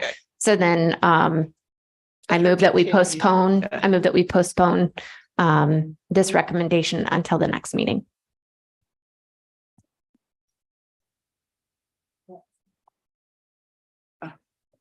So can you postpone, which part of it did you postpone your whole report? No. I'm trying to go ahead and get the motions out there, get the recommendations out there, and then we're going to pull them back up at the next meeting since they were not listed on the agenda to give the public time to absorb it. Okay, right. Right. And in the course of that, you mentioned the conversation about having funerals in the schools. I wanted to discuss that because I think that is something that needs to be changed due to the fact that in some communities, the high schools is the only. I mean, high schools or the schools are the biggest places. And actually, I went back to my notes and I checked. Actually, when we did have for the last funeral that we had at St. Helena Elementary School, actually the custodians was paid. And that person was not a part of the school district. And you know, that's when there's some, I guess, I'm not sure that's when this stuff, when this came into question. But my issue is here is that I think what's good for one should be good for all. You know, I'm not saying that we open the door, but also we be mindful too in what we say, because we do have churches that have we have churches that rent certain schools in this district. And are we saying that if a church is running our school district, our school, one of our schools, and that's where they have church at, are we saying if they're having a funeral that they can't have the funeral at our school? I mean, we know. I think that's a slippery slope. And me personally, I don't have a problem with people having funerals in school buildings because they are taxpayers and we don't own any of these buildings. So I think to the African American community, that is not a good message, and this kind of one-sided, you know, because everyone may not have a religious background, or everyone may not have a church or a mosque that they can go to, and so that building may be needed to have that funeral or that service. And I think that when we're saying that, oh, well, we want to give it to, put that pressure on the superintendent, no, I think the board should make that decision and say, if it's what's good for the goose is good for the gander. If one person can have a funeral in the school, then they all can, as long as it's decent and in order, and that they basically have what they need to have, as if security or whatever that's needed, then that's there. But to say that, no, we're not allowed, we're going to leave it up to the superintendent, or we're going to put that pressure on him. No, I think the board, we simply want to make a bold statement about one, that we should make it right now decision, just in terms of having to revisit this during at another time when it may not be a good time for the board. So I want to bring that up. Yeah, go ahead. So there was no action out of committee, but individual board members are certainly within their rights to request a full board consideration of that policy or make recommendations for a change to any policy. But as of right now, there was no recommendation. You were at that meeting and you made your sentiments known, but we still decided that we were not going to make any changes to the OE at that time. So, you know, the superintendent has the authority and the discretion based on ARs and the OE. So then will it be within, should I make the motion now, or would you? So let's let Dr. Wisniewski finish her report, because that was the whole idea of her continuing on. And there were no objections that I heard to postponing the motion that's up there to the next board meeting. And the reason we're postponing it is because we have some motions listed and this one was not. I think either we list them all or we don't list them. I think it's obviously better to list them so people know what we're discussing. But so everybody in agreement that this is going to the next meeting? Postpone the Postpone motion that in motion. regard to OE 4-5. Okay. Okay. So I'll continue on. We also discussed executive session materials. There was discussion regarding the receipt of executive session documents via an electronic platform. There was also discussion regarding the time of receipt that we receive executive session and board documents. So the policy presently reads, and it seemed to be common consensus with the committee, that our policy is that documents are supposed to be received the Thursday prior. It may not necessarily be in practice. I made the comment that if things are not received by that date and a specific board member feels necessary, they can remove that item from the agenda. So there are mechanisms in place to deal with that if we're not necessarily following the policy to a T. Recommendation out of committee is that the policy committee recommends that the board secure an electronic distribution platform of executive documents. Is there a second? And I'm going to ask Ms. Boatwright if she has any comments, because Okay. So Mr. Carlton Dallas seconded it. Okay, And yeah. now comments, go ahead. Yeah, no, this is something that I've been pushing for a while, because for the public's knowledge, how we currently do executive sessions is the documents are made available sometime before the meeting on the day of the meeting. So the only possible way to review those documents, whether it's in Hilton Head or in, Beaufort or somewhere else, is that the board members have to get there early and sit down and you're trying to read these documents. It doesn't give you much time to prepare questions. And I know that that's done because the board does hold the confidentiality of these documents to be very important. But what I will say is that we are an outlier in this district in not having a secure electronic format. Board Docs is built to have a secure electronic thing that's password.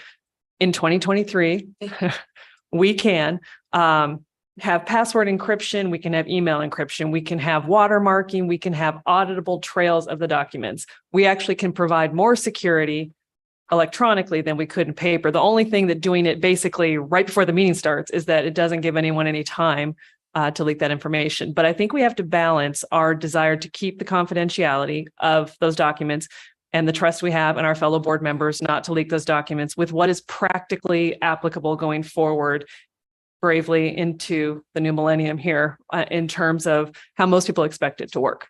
Because this really, to me, and I mention it because I do work, and so I'm trying to get here early. But I think even beyond that, I don't really, if a constituent comes up to me and says, why did you approve that $1.7 million project when it had this in it? There's no way I had time to look at it. So I think that it would be a lot easier. It would make it where we could go back and look at it later if we had another question, because now it's all in paper. And as soon as we're done reviewing them, we turn them back in. And I know that we can, in theory, email somebody and have it pulled out and I guess put into some sort of glass case. I don't, it's gotten to a point of silliness. And it's really frustrating because we do some important stuff in executive session and we are really limiting our ability to review it and be prepared as board members. Yep. All right. All those in favor, please say aye. Aye. Hey, I. Okay, opposed? And abstentions. So we have 9-1-0. I'm sorry. Yeah, yes. So the one no is Mr. Earl Campbell. All right, so that motion carries. Okay, and last item was discussion of OE8. There was a minor formatting issue that was noted on item number 2, and that will be corrected. There was lots of discussion regarding the monitoring report of OE8. Ms. Boatwright and I previously, when that was brought forward to the full board, had some issues with the data and reporting that was provided. Consensus from committee was that the monitoring report was to go back to the operations committee with the actual OE8 to be looked at by us. So ops committee was to be looking at the content and whatnot. The policy was to be looked at by policy committee. So we weren't supposed to get into the weeds on that. Suggestion had been made prior at ops committee to add the word, quote, secure, unquote, to OE8's introduction. The policy committee agreed and added it as suggested. So the recommendation I'm going to make right now, we're also going to postpone, but the recommendation out of committee was a motion to accept the change of adding the word, quote, secure, unquote, to the introduction of OE8 for final passage, because this had already come through based on policy. So, All right. get a second. Yeah. I'll second to postpone it. Yeah. I also have one, but I just for the policy thing, because this came up when I was reviewing the art of governing coherently. When we bring an OE to the full board, so the full thing, OE8, OE4, OE whatever, we have to vote to say that we are in compliance, right? Or not in compliance. But there is a third option, which is compliance with noted exceptions. When we vote, which is how we should have probably voted on OE8, was compliance with noted exceptions potentially. At that case, it does not go back to operations. It just whatever needs to be changed, and then it comes back to the full board, either as a separate little agenda item, so we don't have to play musical committees. So I just want to bring that up. Good point. All right. Duly noted. So we need this motion up there, Robin, on it. You want me to copy and paste, put it in chat? Hang on. I got it.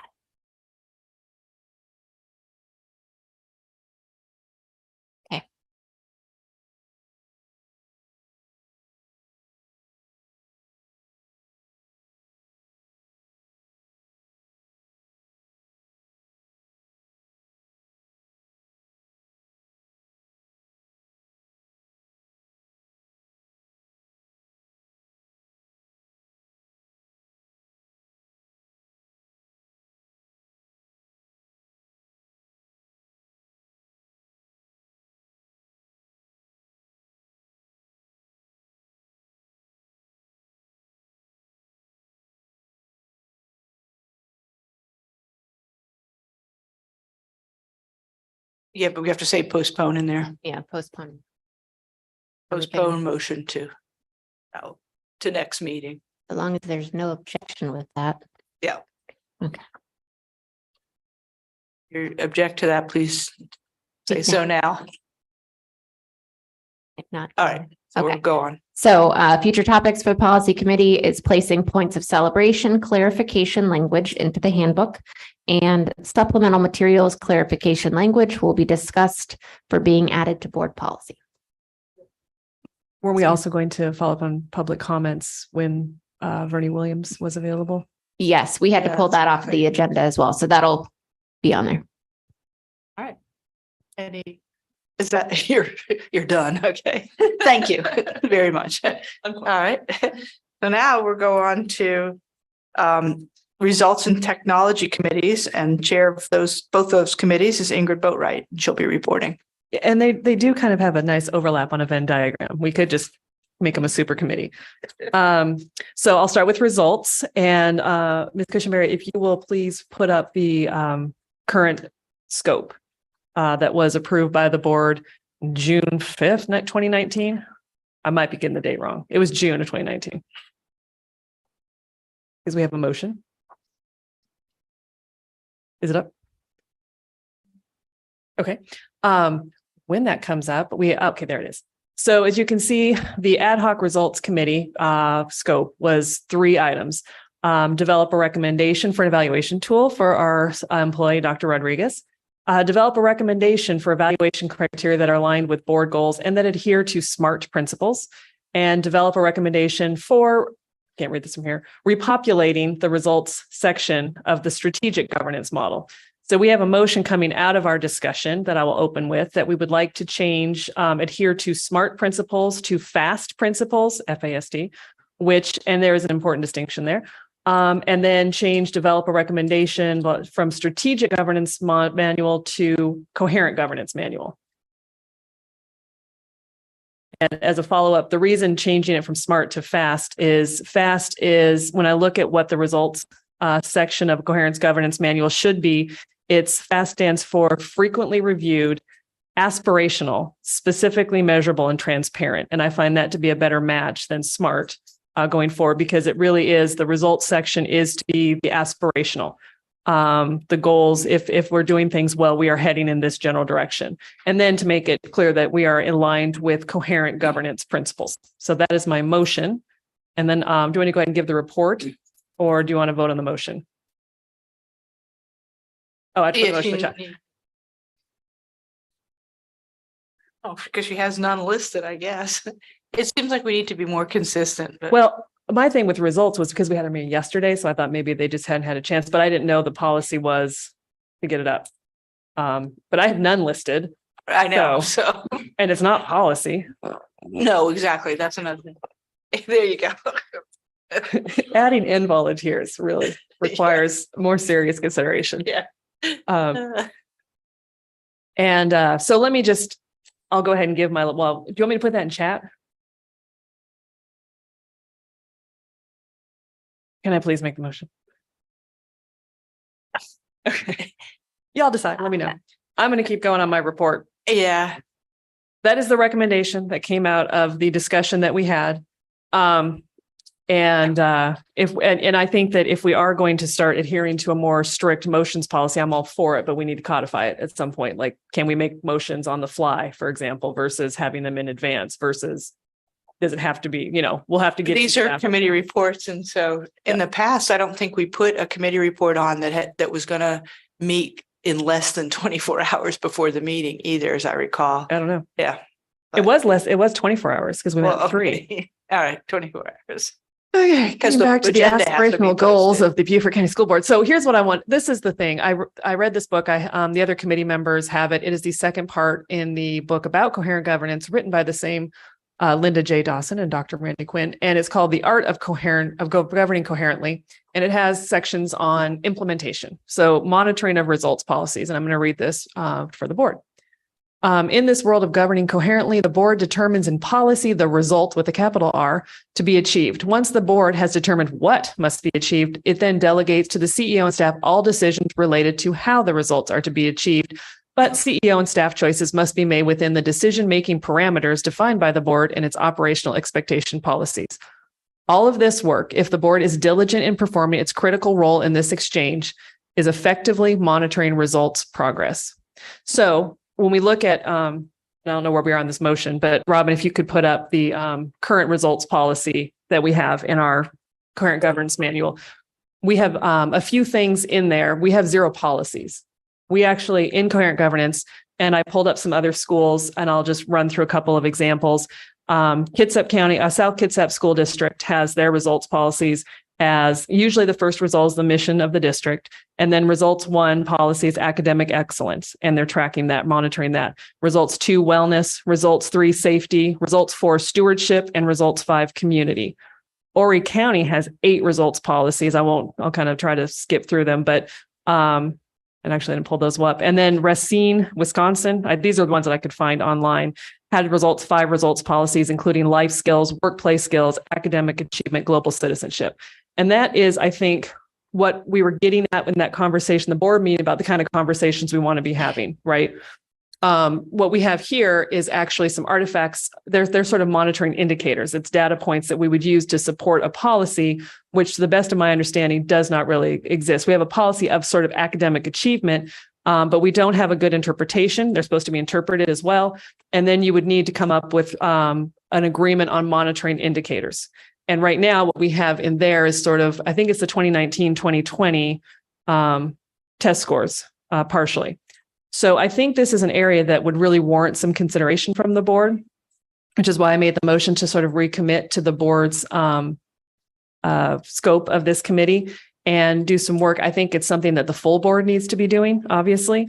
But I think it's something that at least the results committee can start trying to get their arms around in terms of what this might look like, how we might present it to the board, maybe breaking it down into different pieces and then bringing them to the full board so that we start having a sense, like we're not, when we say academic achievement, what do we mean? We're also talking about arts. We're also talking about technology. Are we going to worry about global citizenship, 21st century skills, internships, performing arts? That's an area we can beef up in the results policy so that we're continuing to monitor that going forward. So I think it's actually an exciting project the board could take on. I think it would have some great conversations. And that is kind of what we talked about getting started with as we simultaneously begin to work on Dr. Rodriguez's evaluation tool for October. That's a lot. All right. So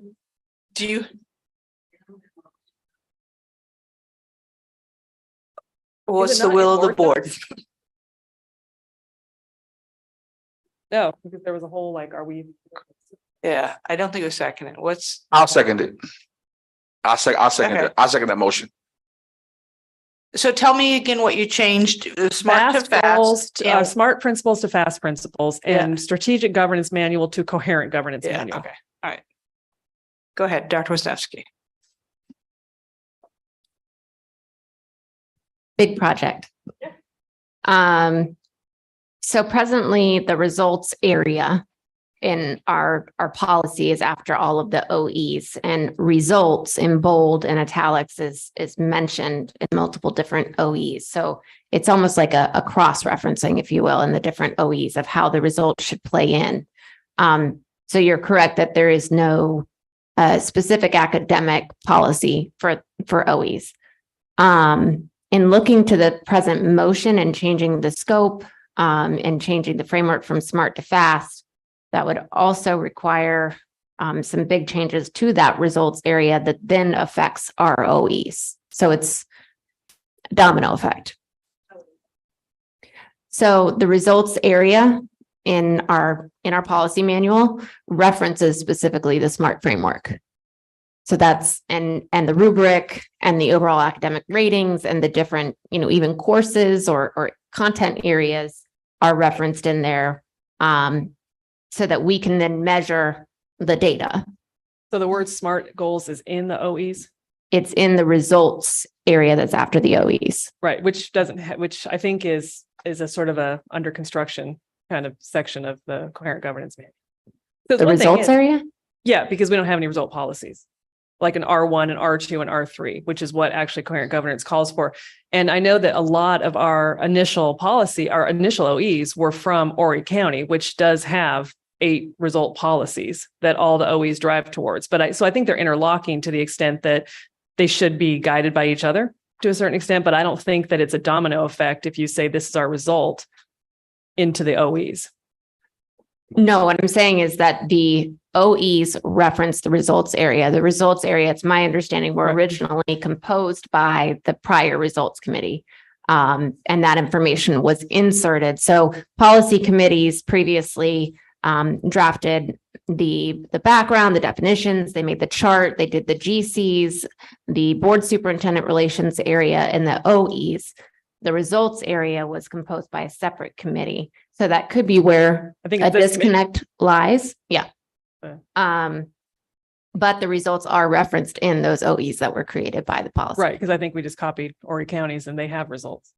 Right. Mr. Smith? And I know at some point in time that some of our policies did, I mean, some of our stuff did change due to COVID. And we felt that certain things weren't measurable. So with that being said, are you trying to put those things back in that we had took off during COVID? Because I know during COVID, we were saying that there were certain things that were possibly might not be measurable or have teeth in it because of COVID. So we had to back off. No, this is the results policy should come first, and then how we monitor those comes second. What we did with COVID, because I was on that committee when it was the results committee, is we took the current board instrument, which is the Michigan School Board Association's instrument for evaluating superintendents, and created a space to basically, because we weren't getting some of that academic data that we were looking for. So we created other ways of evaluating the superintendent during that time. But the results, I don't think, in my opinion, it is basically an opportunity for the board to come up with some actual desired outcomes that would tie into the OEs, that would represent some of the other things that we've been discussing. And like I said, I anticipate it being a full board discussion.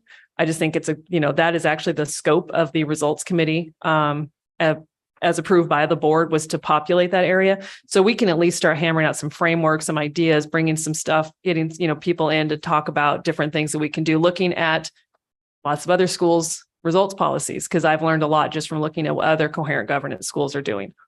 And I like a lot of those ideas. Yeah. I'm sorry, Dr. Wisniewski. Thank you, Madam Chair.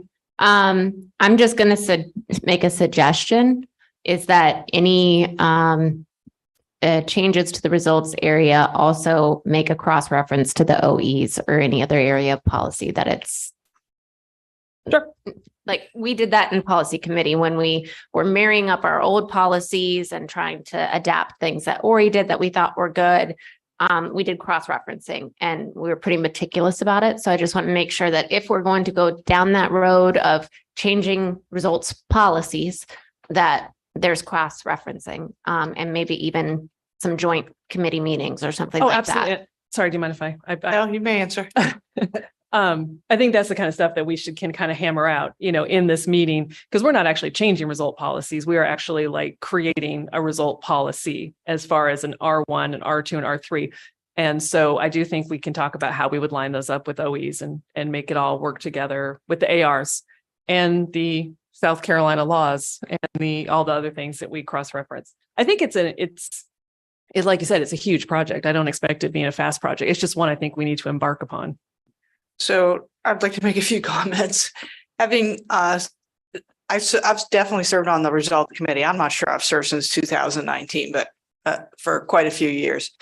Yeah, this would be an enormous undertaking. I'm not saying that it's not the right undertaking, but I can't support this motion tonight because I don't feel like I really have a good handle on the whole thing to say, okay, we want to totally, switch gears here and do it differently. So my recommendation would be that this should be a work session discussion. I just think it's just, wow, we're going to be doing this and that. And I'm not sure. It's just a lot to change and a lot, as Dr. Wisniewski and you've pointed out, Ms. Boatwright, is that, so much is sort of interconnected with these different OEs and committee, the results, et cetera. So Go ahead, Carlton, because you haven't spoken. Thank you, Madam Chair. And we had this type of conversation in the results committee. Yeah. This is an overwhelmingly large undertaking. And I think if you're going to really sort of change the end results that your single employee is judged on, you have to understand what the organization is trying to achieve. That starts with strategy. That starts with where is the demand?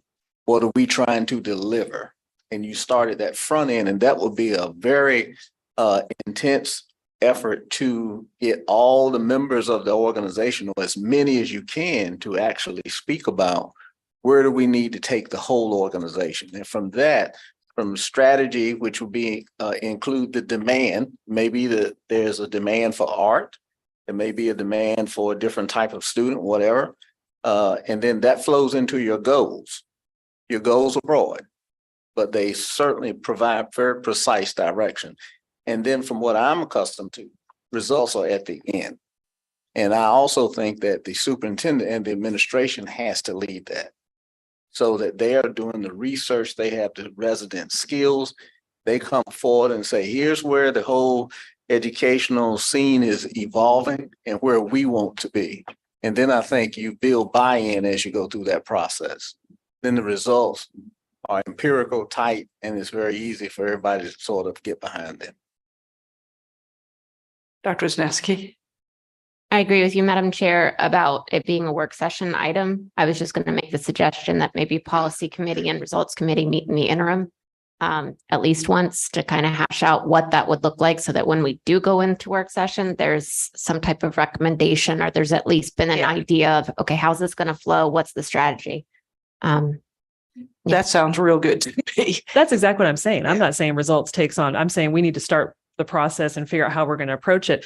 But you have to understand, not supporting this motion leaves the current committee scope with populating the results section. That was not the motion that came out. That is the already existing scope of the committee, is the population results section. So my motion was to just change some of the verbiage to make it line up more with, instead of strategic governance, with coherent governance, and to make it focus on aspirational goals rather than attainable goals. That was really the only purpose of that motion. So if y'all don't support it, that's fine. I don't know if you're also going to make a motion to change the scope of the committee at this point, but if we leave it that way, that doesn't change it. But I'm more than happy to work with policy and anybody else on the board to just kind of start getting this, because truthfully, it is at the core of coherent governance. And the fact that we don't have one, and the fact that we don't have results policy, weakens our implementation of coherent governance as a whole. So I think it is totally full board. And I think it is, we can have multiple meetings and hammer out the mechanics of this. Okay. And then bring recommendations. All right. So we have a motion on the table, and Robin will display it again to change the current scope of the results committee. So all those in favor, please say aye. Hey, aye. Okay. So we have Boatright, Hay, Dallas, Wisniewski, Gordon, Smith, and Nay. All opposed, Gwadz and Campbell and Guyer. And any abstentions?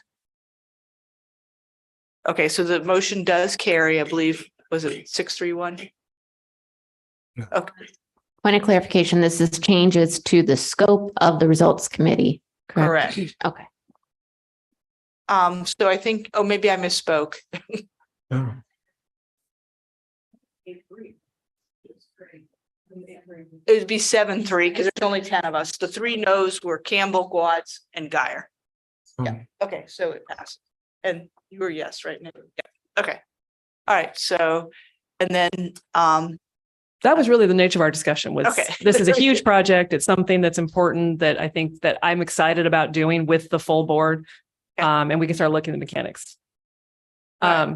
Switching right from results into technology, which, I'm making a plug for that right off the bat. Okay. We had a technology committee meeting and it was excellent. And Robin, we don't have the new OE17 yet online, but it would be in relationship to OE 17.4, which I pulled up here, which is just because I don't have it in board docs.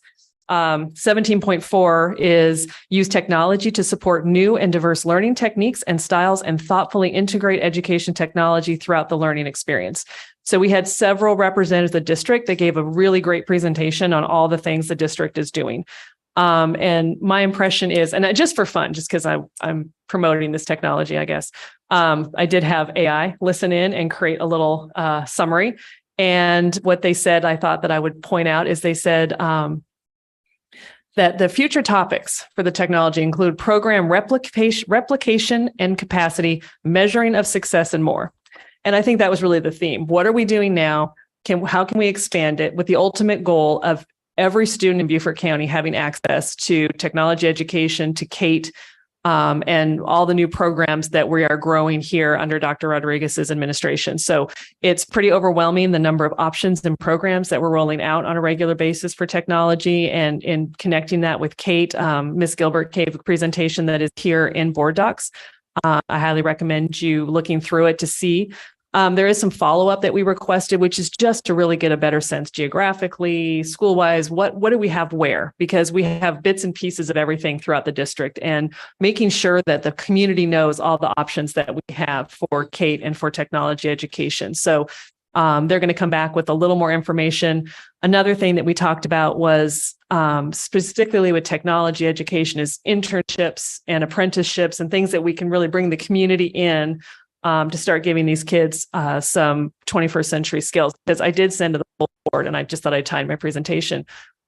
AI has just is just going crazy. And IBM just announced that they're going to basically not replace through attrition 7,800 jobs and replace it with AI. So it's already having massive effect in the workplace. So looking at that and what can we do here locally to prepare kids, getting them involved in the community, making sure the community is aware of them, continuing to look at the metrics of how these programs are working, how many kids are interested, and then tying that to funding.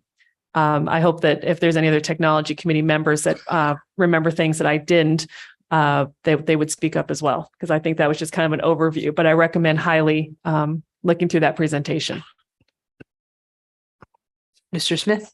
In addition to that, I think we were going to have we were going to wait to just mentioning, we also mentioned about having possibly looking at in this referendum a technology facility, but we could get more bang for our buck in terms of, there were a couple of things that was on Dr. Rodriguez's list in terms of putting as in a technology. I think it was like a warehouse and something else technology. And I said that I believe that we could get more bang for our buck in terms of having a neutral technology school somewhere in the middle where we could have students to do all that, and also we could have technology staff at this place.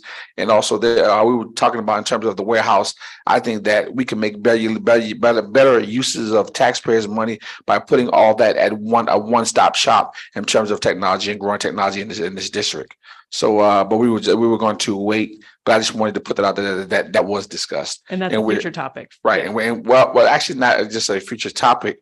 We were going to see, because when he was bringing up a proposal, whether that was a part of the proposal or not, but I just want to keep it in the air, because that is something that I personally, as long as former board member, Mr. Campbell, we were talking about. So I definitely don't want that to die. So that's something that I want to point out that was discussed. Thank you. Mr. Earl Campbell. Yeah. I think before we talk about a technology center, we need to address the problems that we have here right now. When they get something shipping, it's down in the hallway. You don't have no place to put it. No, that's a different, sorry, that you were talking about like a high school or something, like a technology center. I'm just saying, we put that on the back burner for now, and let's solve the problem that we have now. You know, we have been talking about stuff in the hallway, the stuff when you go in the technology office, stuff stacked up there. We've been talking that for years. And it's ridiculous to have stuff in that hallway. So we need a place to put the equipment. You know, our students are very seasoned in technology right now. We don't need another school. You know, because you're talking about spending millions of dollars buying land and a building. You know, thank you. All right. Does that conclude your reports, Ms. Boatright? I believe so. And we will have another meeting the third Monday, which is on the top of my head at 3:00. But I'll just say that was on for future topics. Thank you very much. Okay, we're on to the superintendent's report. Thank you, Dr. Guads. First item under student achievement is summer school programming. As you know, we're nearing the end of the school year. And so we want to update you on the programming that we have going on over the summer that supports student learning and supports additional work that some students have to engage in throughout the summer, as well as other opportunities that are there. So Dr. Stratos, if you're ready. Thank you, Dr. Rodriguez. Good evening, Madam Chair and board members. This evening, the Instructional Services Division has prepared for you a presentation update on Summer School 2023. Tonight's presentation will be conducted by Melissa Murray, Director of Literacy, and Karen McKenzie, Secondary Director of Teaching and Learning. As you may recall, Summer School starts June 8th, 2023. We'll give a heads up that June 7th will be a teacher PD day for our summer school teachers. And our district will be hosting a gamut of instructional programs, camps, and summer opportunities, and as well as professional growth for our educators. The Instructional Services Division has worked diligently at collaborating and preparing for summer 23. As we go forward with this presentation, I ask that we hold questions to the end. And with this, I bring forward members from our team, Mrs. Murray and Ms. McKenzie. Thank you. Good evening. Thank you so much for allowing us to come before you and talk about our summer programs. In our district, we make sure that every student has an opportunity to meet proficiency. Sometimes that means they do it after the school year during the summer. This summer, our school programs are going to be set apart for elementary school students, middle school students, high school students, our special education population, our multilingual students, and students for language maintenance. Our summer school is slated to begin on June 7th, as Dr. Stratus said, with a teacher work and planning day. The first day that we're going to be welcoming our students back is June 8th. We will attend school 2 Fridays this year, the 9th and the 16th of June. We will have a day off on Monday, the 19th, in order to celebrate Juneteenth. Our final day of summer school this year is going to be Thursday, June 29th. In our secondary programs, there are 2 different types of credit that students can earn. The first opportunity is initial credit, and that is solely set apart for our seniors. We want to help them make it across that stage for graduation. These courses are monitored by highly qualified teachers, and students do their work through the program of Edgenuity. These students will also have their attendance taken and stored through our Power School system. Our next form of credit is credit recovery. The criteria for credit recovery is failing a class, typically with a 50 or higher. However, if we have students that fall below that 50 mark, it is left up to our individual principal recommendations for them to also join us at summer school. We do allow students who fail due to excessive absences to also join us under the uniform grading scale of South Carolina. Credit recovery is defined as a course-specific skill-based learning opportunity for students who have previously not been able to master the content or the skills, and this provides them the opportunity to do that and to receive their credit. Our secondary locations this year, both north and south. We do have quite a few schools that are going to be doubling up this year due to some work that we are very excited about for our schools. River Ridge Academy is going to be hosting our SISA program as well as summer school. Bluffton Middle School will be at Bluffton High School. McCracken will be at May River. Hilton Head High School will be hosting the students of Hilton Head Middle School in addition to their students. Looking at north of the Broad, Beaufort High School will be one of our locations. Ladies Island Middle School, which is also hosting CISA for us this year. Robert Smalls International Academy will be held at Broad River Elementary. And Whale Branch Middle School will be holding their summer school along with Whale Branch Elementary at their site. Whale Branch Early College High School will run as normal. For our secondary summer school curriculum, we do use Edgenuity for all of our courses except one. Edgenuity does not have a South Carolina history course, so our 8th grade social studies students do not have a course in Edgenuity. We are very excited. This is the first year that we have created a digital course to provide consistency across our district for those 8th grade students needing social studies content. That has been in large part by the gracious addition of having a social studies coordinator, Dr. Ashley Snyder. She worked diligently and worked along with some of the state guidance to create that course.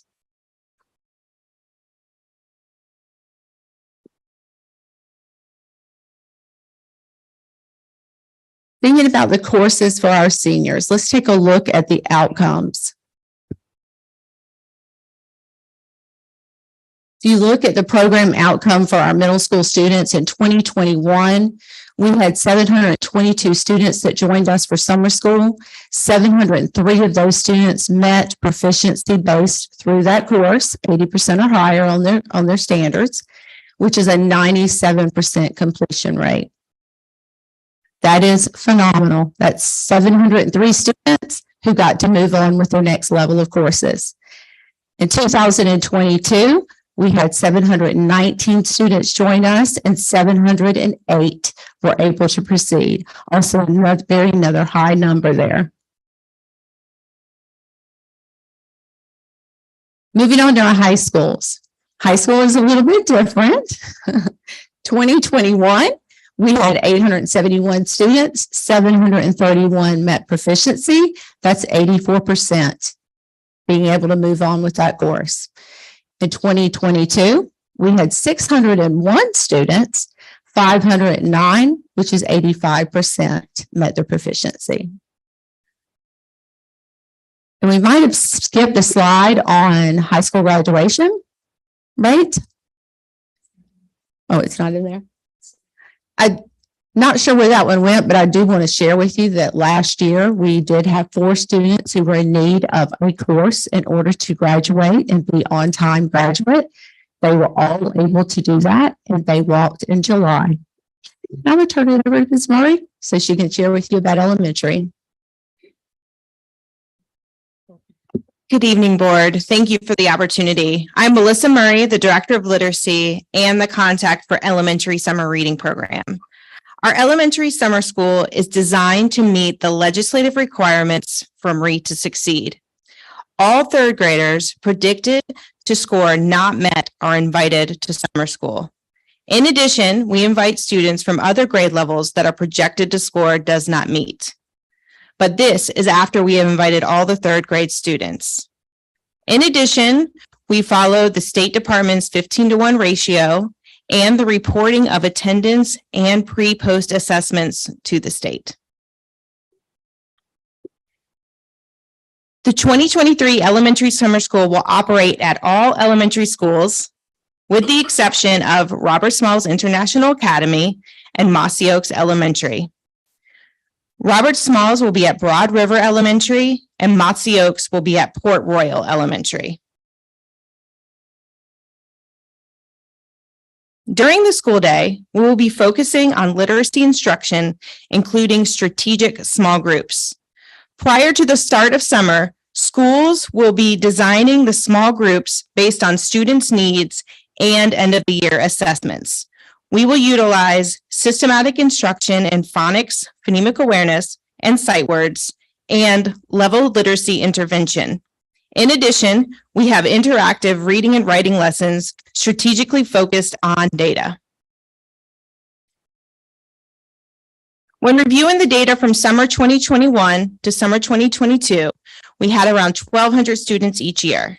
From 2021 to 2022, 220 students participated both years. That is a recidivism rate of 18.3% for the entire program. In that number, 5.6% were third graders. This is significant because we utilize the same criteria to invite students each year. In addition to the summer opportunities Ms. McKenzie and I have already shared, we wanted to share a sample of other offerings. Our schools will also be hosting Sea Island School for the Arts, a summer camp for the artistically gifted, and MedTech 7, a science and technology camp for students within the MedTech cluster. All schools are supported with strategic staffing. Each school has a designated administrator and coordinator. The educators working are certified and highly qualified to work with students they are instructing. In addition, we will have nurses and bilingual liaisons at some locations. We have planned ahead so all schools and students will have access to the needed resources. The hours here are specifically for the elementary and secondary programs that Ms. McKenzie and I are presenting about. You will notice that elementary and middle are following the full day schedule reflective of the school year. High school is from 8:45 to 12:45, but the staff will be there a full day to be available. Additional support for all of our school locations include transportation will be provided for all students. Food services will be providing breakfast and lunch at no cost to our students. We will have janitorial services provided to our schools hosting summer programs. We will have 4 bilingual liaisons, 3 nurses, and school counselors, 2 per high school, 1 per middle, and 1 elementary. Thank you for your time, and we'd be happy to answer any questions. Thank you, ladies, for your presentation. Dr. Wisniewski? Thank you for the presentation. My question is in regard to transportation. So Robert might have to answer this. It says transportation will be provided for all students. And in regard to the Bluffton schools, particularly those in the Bluffton cluster, Bluffton Middle, Bluffton High, does that apply to the kids that live in that immediate whatever that 1 mile radius is that they typically during a school year would not receive bus services?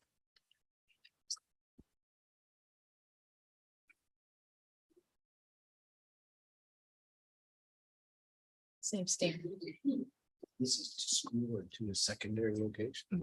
Secondary, it's the same. right? Yeah, Policy, yeah. same policy. It would be the same except from the secondary location. Yeah, it would be the same as far as leaving the building, but from that secondary location, they would provide transportation. Okay, my concern is those kids, I live right across from the Bluffton cluster. So I know my girls, they can't take the bus system. I have to either drive them or they have to walk. We've got great, wonderful crossing guards and everything. So kids that live in my neighborhood that are maybe going to the Bluffton High summer school, would a bus come and pick them up during the summer or would they still have to walk? So you're saying it's not their school? She's talking about so if your 1 mile radius, so I mean, that's a state requirement. Even if it's not their school, if it's still within that mile radius that they would have to, and they would walk normally, they would have to walk. Okay. So- Transportation is not provided for all students during summer school. My concern is that there's parents who may want their kids to participate in summer school because they need to, but they've got jobs and otherwise have already arranged something, and those kids are not going to have transportation. It's my understanding based on the state rule on that is that the district could not circumvent the rule, but that we are permitted waivers in certain instances. So we're prevented, there's 2 ways you can go about it. You can either it needs to be a hazardous walk to school so that there's an unsafe reason why they're not able to, like there's not sidewalks, things of that nature. Then the state will allow us to go within that frame. The other is we pay for the transportation. So normally we pay an expense for every time we break that rule as far as the mileage. So that would be a cost on us to provide that transportation to those students, because basically we're going against what the state is mandated. And so that cost comes to us. So Mr. Otting, I think part of what she's also asking is, if you take a look at this site right here where it says H.E. McCracken Middle School at May River High School. So if I live within walking distance to H.E. McCracken Middle School during the course of the year, I don't receive transportation there. But all of a sudden for summer, my location is over at May River High School. So now I'm further than that 1 mile. Yeah. So I would receive transportation at that junction. Yeah. If right? your secondary site is, you would be provided transportation. Is there going to be crossing guards then for those at Bluffton High and Bluffton, or I think it's Bluffton High? Is that it? That's not my area. Dr. Wisniewski, I will follow up with the local Yeah. police departments that provide the crossing guards, and I can get back to you on that. I don't think they're police officers at that. I think they're No, volunteers. the crossing guards, but the crossing guards are funded through Bluffton Police Department. Okay. Yeah, Yeah, 'cause and they report to Bluffton Police Department. Okay. Whoever's over the Because SRO they're- program. If we don't have crossing guards for those kids, can we please make sure that if they have to walk because there is no transportation, Yeah, let's make maybe sure a they're hazard. protected and Yep, just that could be the hazard. Those crossing guards, because I drive by there a lot too, are wonderful. Really, really wonderful. Actually, it's a great time to shout out the crossing guards. because Yeah, they do exactly. an amazing job. They every day. do. Every Yeah. day. Yeah. All right, Mr. Smith. As I was looking at the summary report, I was looking for in terms of the after school programs and I know there are a couple summer programs. I was looking for that to be in this report, and being it is a part of the Beaufort County School District summer programs. So the summer program for summer school, where we will be hosting summer school. Our extended learning sites during the month of June, we are not operating, we'll be in competition. So we're funding extended learning sites in July, a handful, and our priority for extended learning for the upcoming academic school year is to maintain our budget in order to have programs operate up through June. So recognizing that ESSER will be coming to a sunset, we have to try to be as fiscally sound as possible to have full operations for a full year coming forward. So I recognize we have summer school coming forward. We will have some sites operating in the month of July, and then we will work again during the academic school year through next June, similar to what we did last year as well, Mr. Smith. Okay. Also, in terms of the summer, programs, my question is, what would that look like? With regard to these sites, Yes, ma'am. that information we don't have in this presentation. We could put that into a future presentation to come forward to the board. This was specifically for our summer school. That is not including our extended learning sites at this time. I digress. Thank you. Okay, yes, sir. All right, thank you very much. thank you. Next item on the superintendent's report is on fiscal responsibility. And so we have 23-24 budget update presentation for you. Ms. Crosby. Good evening. I want to start by recognizing a special guest. It's waited very patiently probably for this presentation. Councilwoman Tabernick is in the back. And I just wanted to, she's also the liaison to the school district. And so she's been very gracious and interested in the budget. We chatted last week and we've shared some information that the board we've already presented to the board to get us started with our conversations with county council. So just want to start this evening by mentioning I have 3 documents in your packets. One is the PowerPoint presentation. One is a set of handouts that we've been providing each year. These handouts we build on these and they ultimately become part of our budget book when we complete the budget process. So we're sort of building our thesis as we go along. So and these are also include questions and responses, some of as many that we could capture and get within the timing frame of getting these documents to you. But also the final one, the third document, is probably the most valuable to you. And that is the one-page summary of highlights that you can put in your binder, carry with you. I have extra copies here if you need them. But this provides the summary and the highlights and the goals of the district, the priorities that we have, along with some of the numbers on the side as well, and the investments that we're making in our school district and our staff for this budget. So I wanted to point those out, and the staff did a great job getting these documents ready for you this evening. So we're going to roll right in. This presentation is a summary. Most of the details of this budget are in the handouts, and I'll refer to some of those this evening. But basically, wanted to start with the operating highlights and summarize those for the public, and then again for the board as well. So each of our budget items is tied to our strategic plan each year. We begin our budget process in December or January timeframe. We did start a little earlier this year. And we submit all of the budget allocations out to the schools. They tie their information, and departments, they tie their information to, in their budget requests, to the strategic plan. And also they're required to get feedback from their school improvement councils at the school level. So they do get input and feedback, each one, and are required to have the chairman or an officer of the school improvement council sign off on that budget request as well. So in addition to that, we went out for feedback very early on this year through our BCSD Connect site on our website, and got several hundred views early on. We were able to capture that information, begin to build the budget.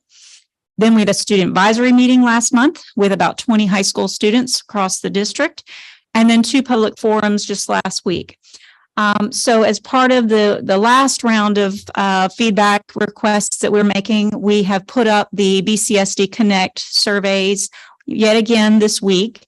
It's been up for 7 days, and we've gotten a couple hundred more responses. And so we have made an enormous effort this year of making sure we are listening to our community, our staff, our students, and that sort of thing. So we're really focusing on that effort and making sure that we're hearing what they're saying. So the total operating budget that we have that is recommended to the board is $320.4 million. This is an increase of about 7.5% over the current fiscal year. It does reflect an enrollment of 21,640 students. We have been growing in the last 2 years, and we do project that growth to continue. So this budget does include a growth of 175 students. We did have some during the COVID year, we did have a reduction of about 1,200 students. So over the last 3 years, including this projection, we will recover, if our projections are accurate, about a third of that loss that we found in prior years. So we are slowly recovering, but we are showing that growth. These, again, are based on the 45-day count enrollment. So it is a point in time, and it's typically the highest point in the year. So we won't need to staff our schools based on the most students that would be in school at any point in time to avoid any overcrowding that may occur. So $17.6 million of the $22 million increase in this budget is for an investment in employee compensation. So it's teacher salaries, staff salaries, classified administrators, and so on. One of the main goals of this budget is to maintain Beaufort's #1 rank in the state for the highest starting teacher salary. So last year we were able to achieve that, and we do believe that the recommendations in this budget will maintain our our status as number one there.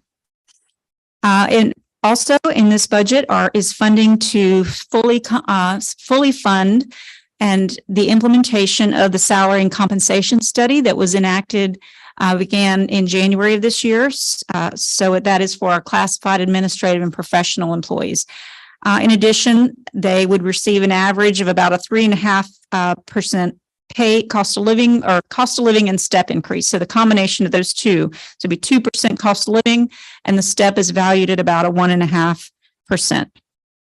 And then our health insurance premium increases are going to be about 3.7%. And that's with the state Blue Cross Blue Shield. So new academic investments. I broke down, there were some slides in previous presentations about new positions, new staff, and I felt like it was important to bring those forward to indicate what particular positions those would be. The majority of them are in special education. So these are 27.5 new FTEs. That would include generally when you have a teacher, you have to have a new assistant as well in the same classroom. In some cases, there are 2 assistants in the classroom.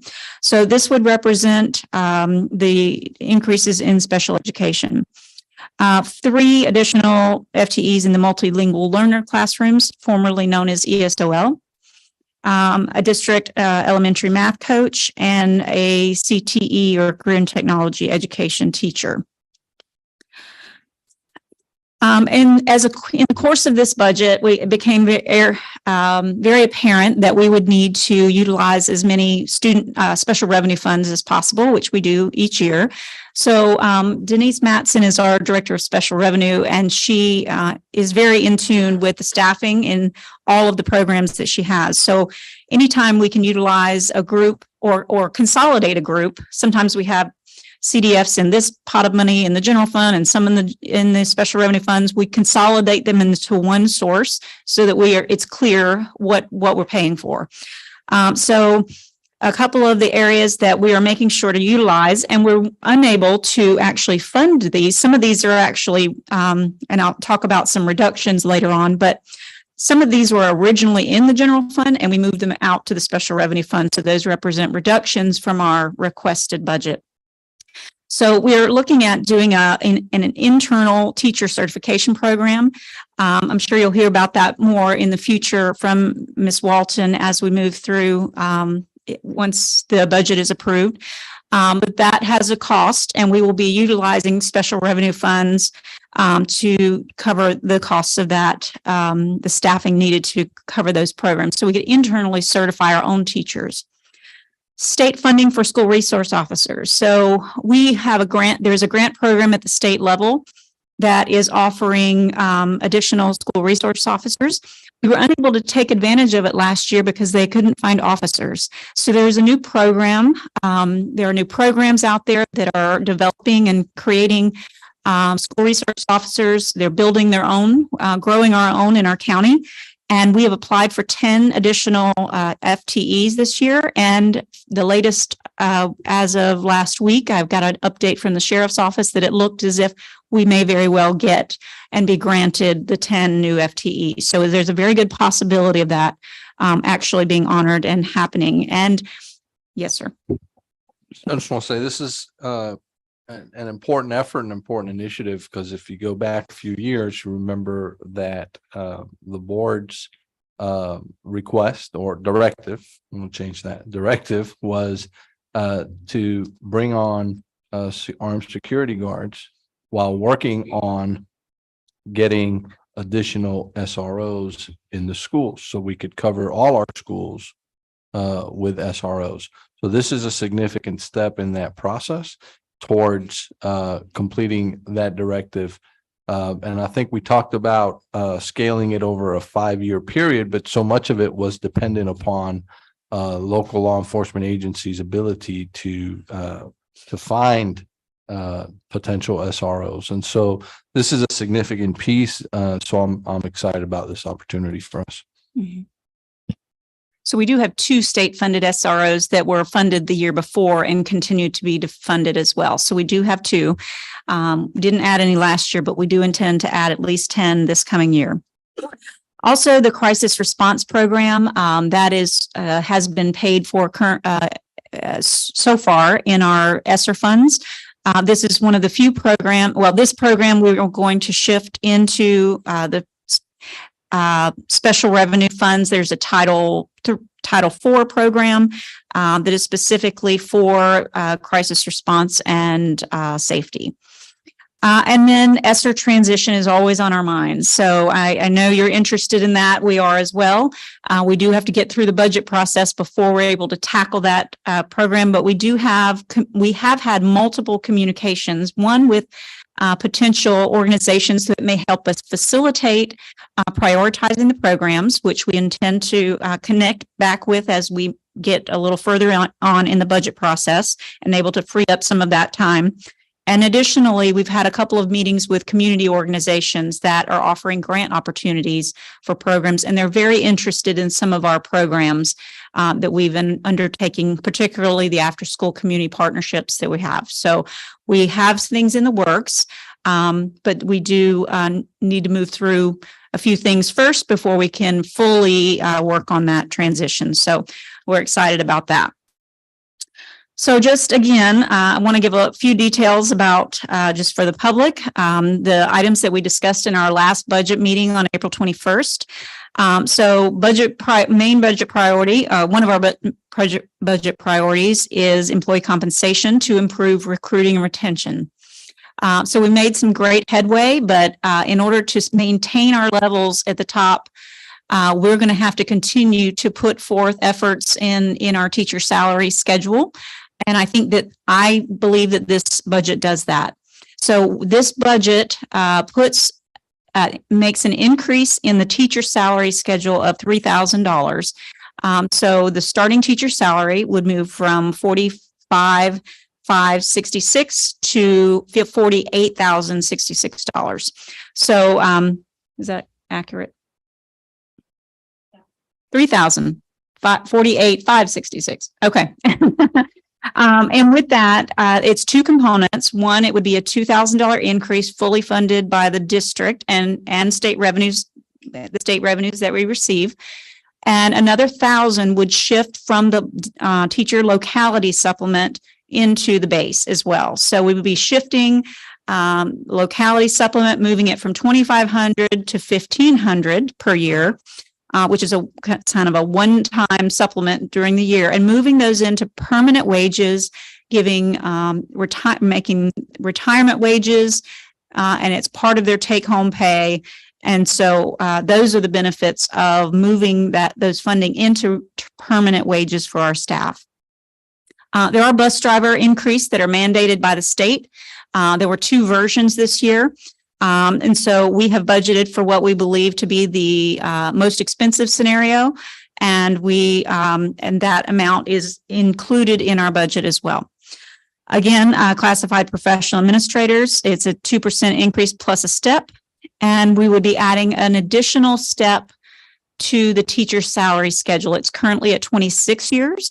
And this would be our third year of increasing that, with a goal of moving at least to the 28th year, which is the age of the number of years eligible for retirement.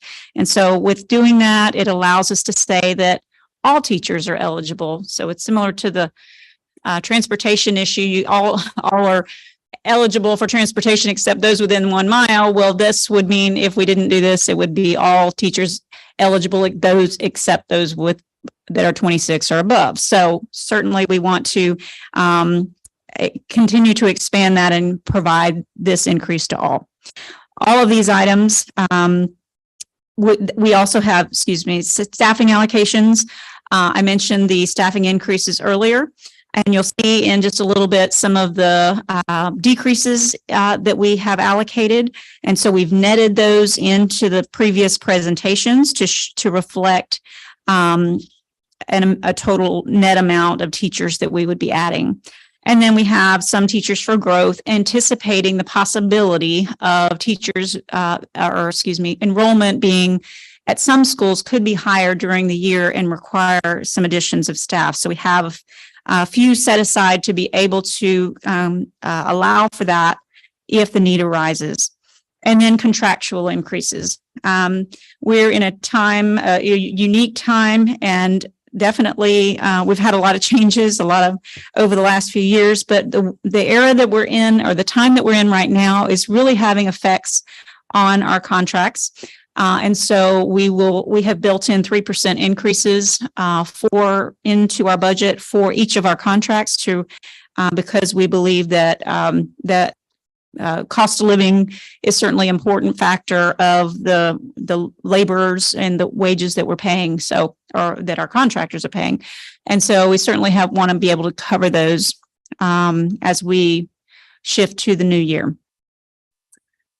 As part of the competitive salaries that we're really trying to achieve here, I just wanted to make a note. I looked back just to see the efforts that we've made over the last couple of years. And I think Dr. Wisniewski mentioned in an email that we have really made some strides to move the wages up.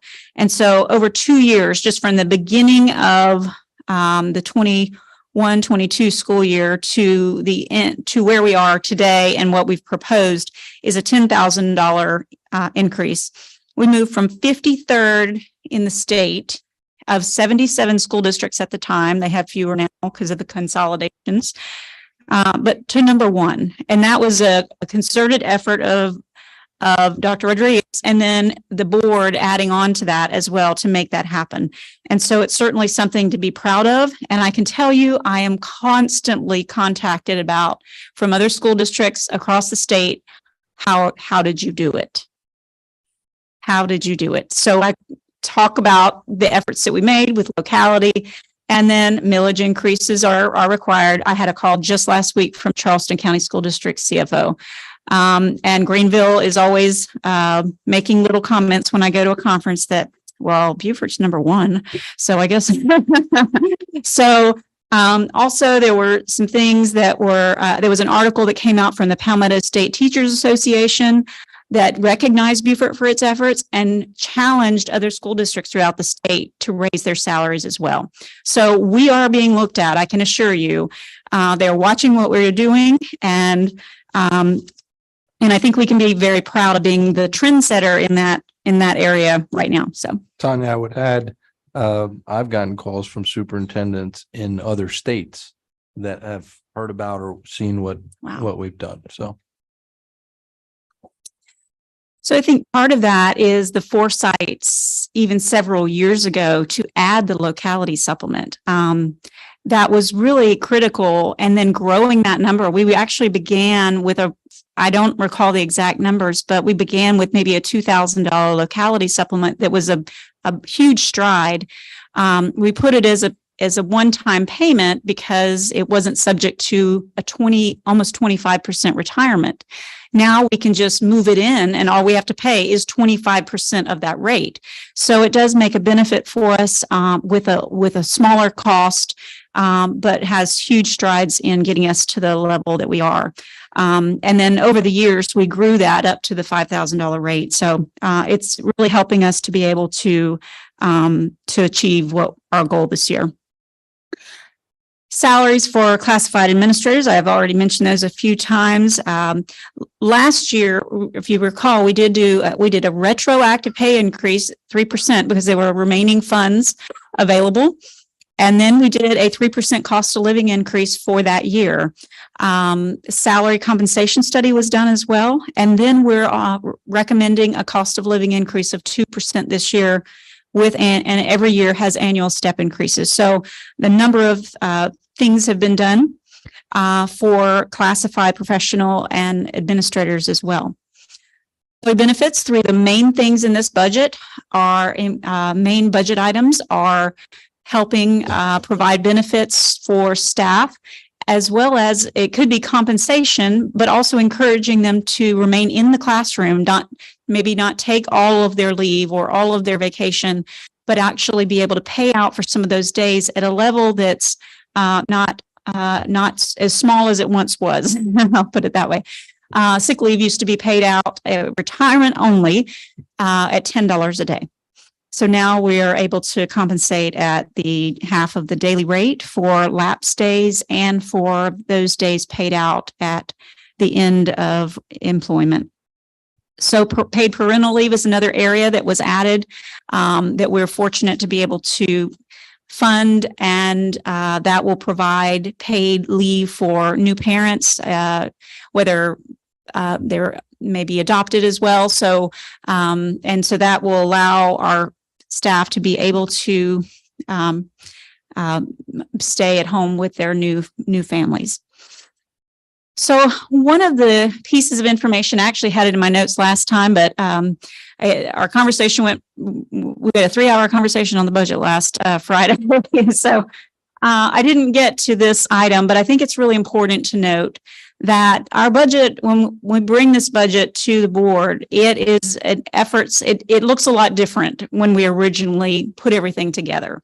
And this budget was actually, instead of a $22.7 million or $22.3 million increase, it was actually a $46 million increase.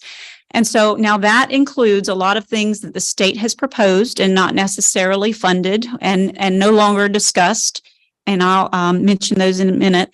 But also a series of efforts that we made to reduce areas, hold them flat, move them to special revenue, and so on. So there's a series of efforts and iterations.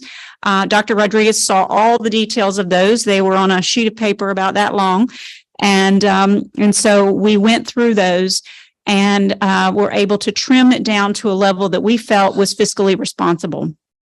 And so we, the administration, along with Dr. Rodriguez, all made, our efforts were to reduce $28 million of expenses that were in the budget that were requested in order to make the budget proposal we're making today. And so some of the larger decreases that were made are, one is the retention bonuses that the state proposed, the governor and the state superintendent proposed, were never discussed and were not funded. So there is no, when Dr. Rodriguez and I talked to Tom Davis and Senator Davis and Senate staffer Grant Gibson, we asked specifically about that, and he said there was no provision, no discussion in any of the House or Senate budgets for that bonus. So that was removed. So that's $6 million alone. We held school allocations at the same per pupil rate, so there were no increases for supplies at the school level. Although we originally put some in, we had to pull back out. Held departmental budgets flat. We cut from the original requested budgets. We had to reduce $5 million in the original requests of our departmental budgets. So that would be district office departments. We were attempting to tie the athletic and academic stipends to a cost of living increase. So that was originally in the budget, and that was reduced as well. We utilized special revenue funds. So some of our rolled up funds that the state has provided, they're trying to simplify the funding. So they're rolling up funds that are restricted for certain things. CDFs and nurses are a couple of the items. So knowing that they rolled the funds up in those two categories, we moved them originally to the general fund. These were about $3 million. And then we realized that the state was providing some special revenue, additional state aid to classrooms in EIA funds. So we shifted those back to special revenue. So it's a constant shift to make sure that we're using our special revenue funds to the greatest extent possible to avoid those increases in the general fund. And finally, and probably most important, is that we have a staffing formula each year. It has a per pupil ratio in every grade level. It may be different in each grade level. It also has a weighting based on the student or based on poverty. So some schools have higher weightings, therefore lower class sizes. As we go through that process each year, we actually have trimmed that down. After COVID, we did not we did have a reduction to 1,200 students, but we did not move fully to the formula because of the detrimental effect we knew what that would have on our students. So over the last 3 years, we have moved 40 positions. We have reduced 40 positions in the staffing formula. 15 first year, 10 the next year, 15 this year. So we're offsetting our increases positions with the reductions that we made in the staffing formula. So we did trim and we continue to do that, but we felt it was not appropriate to do it all in 1 year right after COVID. We are getting closer to that formula. And those do represent some of the reductions that we made before bringing this forward to the board. So legislative updates. So we are in the, as of what I read today, I think we're still in House 2. What that means is the House takes up the budget, then it goes through committee, then the full House, then it goes through Senate Finance, then the full Senate. If the bill is made in the House, it goes to the Senate, then it goes back to the House for a final review. And so we still have a few steps to go in the legislative process. I expect that it will go back to the Senate, is what I understand. And then perhaps if there are differences in the budgets, it could go to conference committee, which is members of the House Ways and Means Committee and members of the Senate Finance Committee, and then to the governor's desk. So we still have a ways to go. It could be early June before everything is finalized. So we did get a recent update for Senate Finance projections. However, we have not changed our revenue projections in this budget presentation to reflect those increases. And the reason for that is that it's no longer in Senate Finance. It's now in a House again. So it's got multiple iterations. I don't want to rely on a projection that could very well, has likely to change again. So our approach to this is that any material changes in state revenue that result from the final votes of the legislature and the governor will be made prior to millage setting. So millage setting typically happens in August or later, I believe. And so we do have opportunities, even after the budget is passed, to be able to adjust that millage if the board chooses to do. I would certainly bring information back to the board first, and then you all could decide on how to move forward. But if there are any material changes, we still have opportunities even after our budget is passed by this board and the county council. So we can amend the ordinance and so on to make any adjustments if we do find additional revenues that are available. And a couple more things. It does, one of the board operational expectations requires that we bring forward a debt service budget for you as well.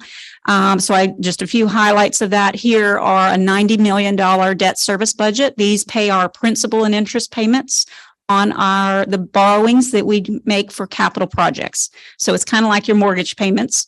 The mortgage payments we're paying on all our building, all the facilities we're constructing and renovating. So those will maintain the current millage at 36.3. And we are each year strive to have a fund balance no less than $5 million and I say December 31st because we have to have enough to pay for our fall, September interest payments. So we want a low point, no less than 5 million in that fund balance. And we strive each year to make sure that happens and to bring down that balance and utilize the millage to its fullest extent. Again, our recommendation is supporting a 4.4 mil increase in order to fund the compensation increases and operational needs of the district with an expenditure amount of $320.4 million. And the timeline coming up on the next slide is the next steps are that we will present to County Council Finance Committee on Monday, May 15th. And then we are proposing a certification of this budget by this board on the following evening, May 16th.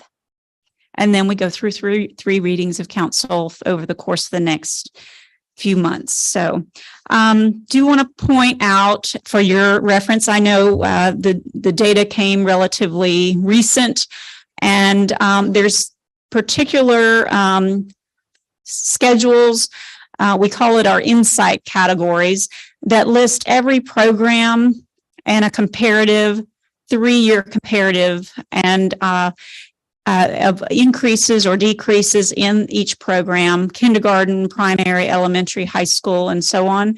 And then footnotes to the side that are numeric. And at the bottom of the 3rd page, it provides a legend for the reasoning behind the increase or decrease.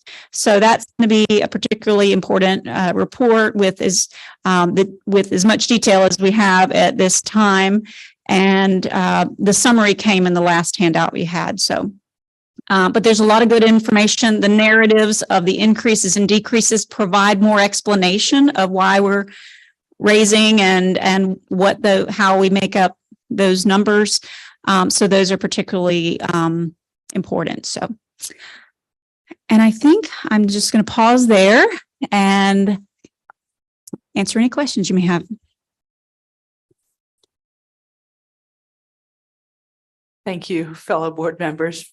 Thank you, Tanya. They were reminding me it's 9 o'clock for second public comments, but I don't think we have any. Yeah, okay, but thank you for your reminders. So do we have questions? Yes, Dr. Wisniewski. I have a number of questions. How many would you like me to do, Madam Chair? Why don't you start with 2? 2, sounds good. So the April 21st budget presentation stated that there was an increase of 817,000 for technology and software. But one of these the presentation from today on page 13, I believe it is, of the, sorry, I'm trying to get the title that's on the front of this. I believe it's in the proposed general fund budget, this handout, states there's an approximate 1.4 million increase from our 23 original budget for technology and data processing services. Is that Salaries and benefits would be in there as well. So it's going to be the salary study primarily, okay? And then cost of living increases for the classified and administrative staff. Wonderful, thank you.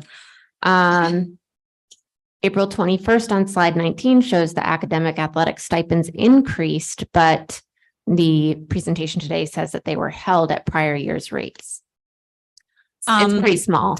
Significant, not significant. I guess I probably didn't use clear language. When we built the original budget, we were attempting to increase the individual stipend rates based on a cost of living, tie it to a cost of living, whatever was provided, say a 2% to that rate. So we were attempting to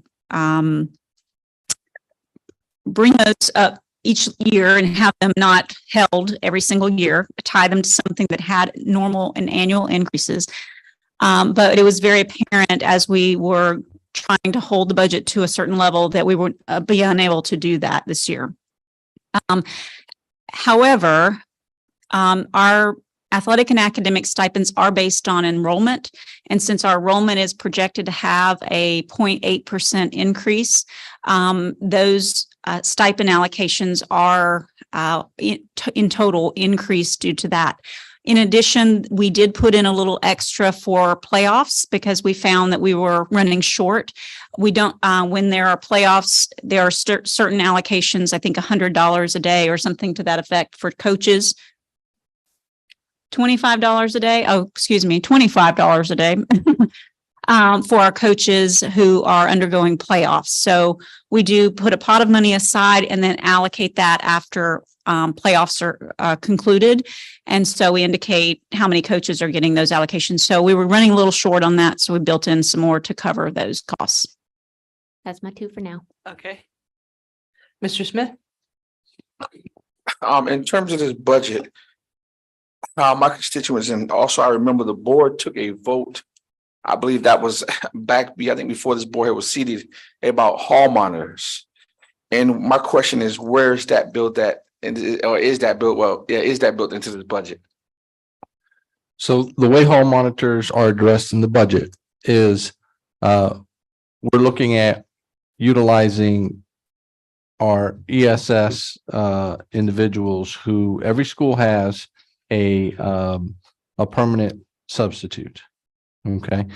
And so when those permanent substitute is the plan would be for them to be used as a hall monitor. If on the day comes where the school has additional absences and doesn't have enough substitutes that took those jobs or came to the school to fill those positions, then on that day, that monitor, that permanent substitute would be a substitute to fill a classroom first, right? So that is how we would use it, and in essence, run it as a pilot to see if there's any effect from hall monitors. Well, I do understand that, but I don't really think that that's the method that we were looking for. I'm not sure. I don't remember what the motion read, but I think it was to check and see on the feasibility of monitors, hall monitors. I can tell you, I have had hall monitors as a principal in my schools before when I served as a principal in another school district. We had hall monitors. We did away with hall monitors because it's not effective, right? But I understand.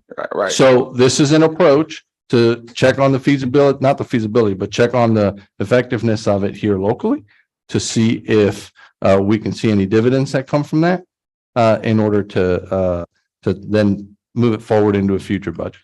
Right. And I would just say with my experience, I think that hall monitors were great, and I think they are effective in terms of building climate and other things. And I don't believe that in South Carolina that we've had the experience that you may have in Florida. No. I don't think that we've had that experience here in terms of hall monitors.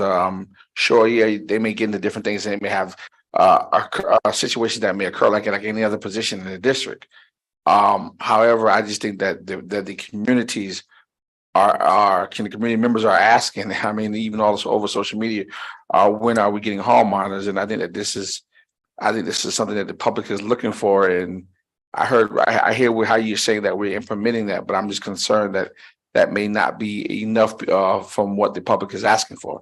I mean, they're asking for a created positions that regardless of whether a teacher comes to work or not, that the hall monitor is actually there and they're actually out monitoring the hall and making sure that kids are another form of safety. So I just want to put that out there. No, I appreciate it. I mean, if they were to end up in this budget, we're going to have to take from someplace. I get it. Yeah, I get it. Colonel Guyer. I'd like to address the hall monitor issue. Yesterday, we have a Beaufort community meeting every Monday at 8:45 at the Beaufort bookstore. And different people come in, talk about mostly education topics. And yesterday, a young man came in, a graduate of Battery Creek High School. Got out, went in the Army for 4 years, is now working in the area. And we ask him, one of the things we ask him is, who helped you become the man that you are? And he said, well, some teachers, I had a really rough childhood. He said, but I will tell you that probably the most important man was a hall monitor at Battery Creek. And so I said, tell me about the hall monitor. Because I don't really understand a hall monitor. I've never been around a hall monitor. I don't know what they do. I thought they were somebody sitting in a hallway, kind of looking up and down, and every hallway had a hall monitor. He said, no. He's one person. And he walks the halls. And he gets to know the kids. He gets to know where issues happen at certain times, certain places, and he shows up there. He said, and he found kids like me that were having a problem. And I was sent out of the classroom on the way to the principal's office. He saw me, he grabbed me, said, what's going on? Tell me what's going on. Oh, He took me into he had a little place that he could had an office like, and they sat down there and they talked for the rest of that hour of instruction. He said, that turned me around. So when I heard Dr. Rodriguez's plan of a teacher, a substitute teacher who's kind of habitually with the school, who can be that person who can walk around and also, you know, when a teacher doesn't show up or teacher's sick, can go into that classroom.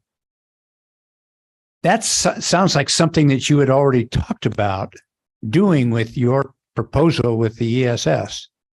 So that's what I learned about hall monitors just yesterday. So I think it's doable, what you're proposing. And I think it sounds pretty valuable. I wanted to add that. Just heard it yesterday.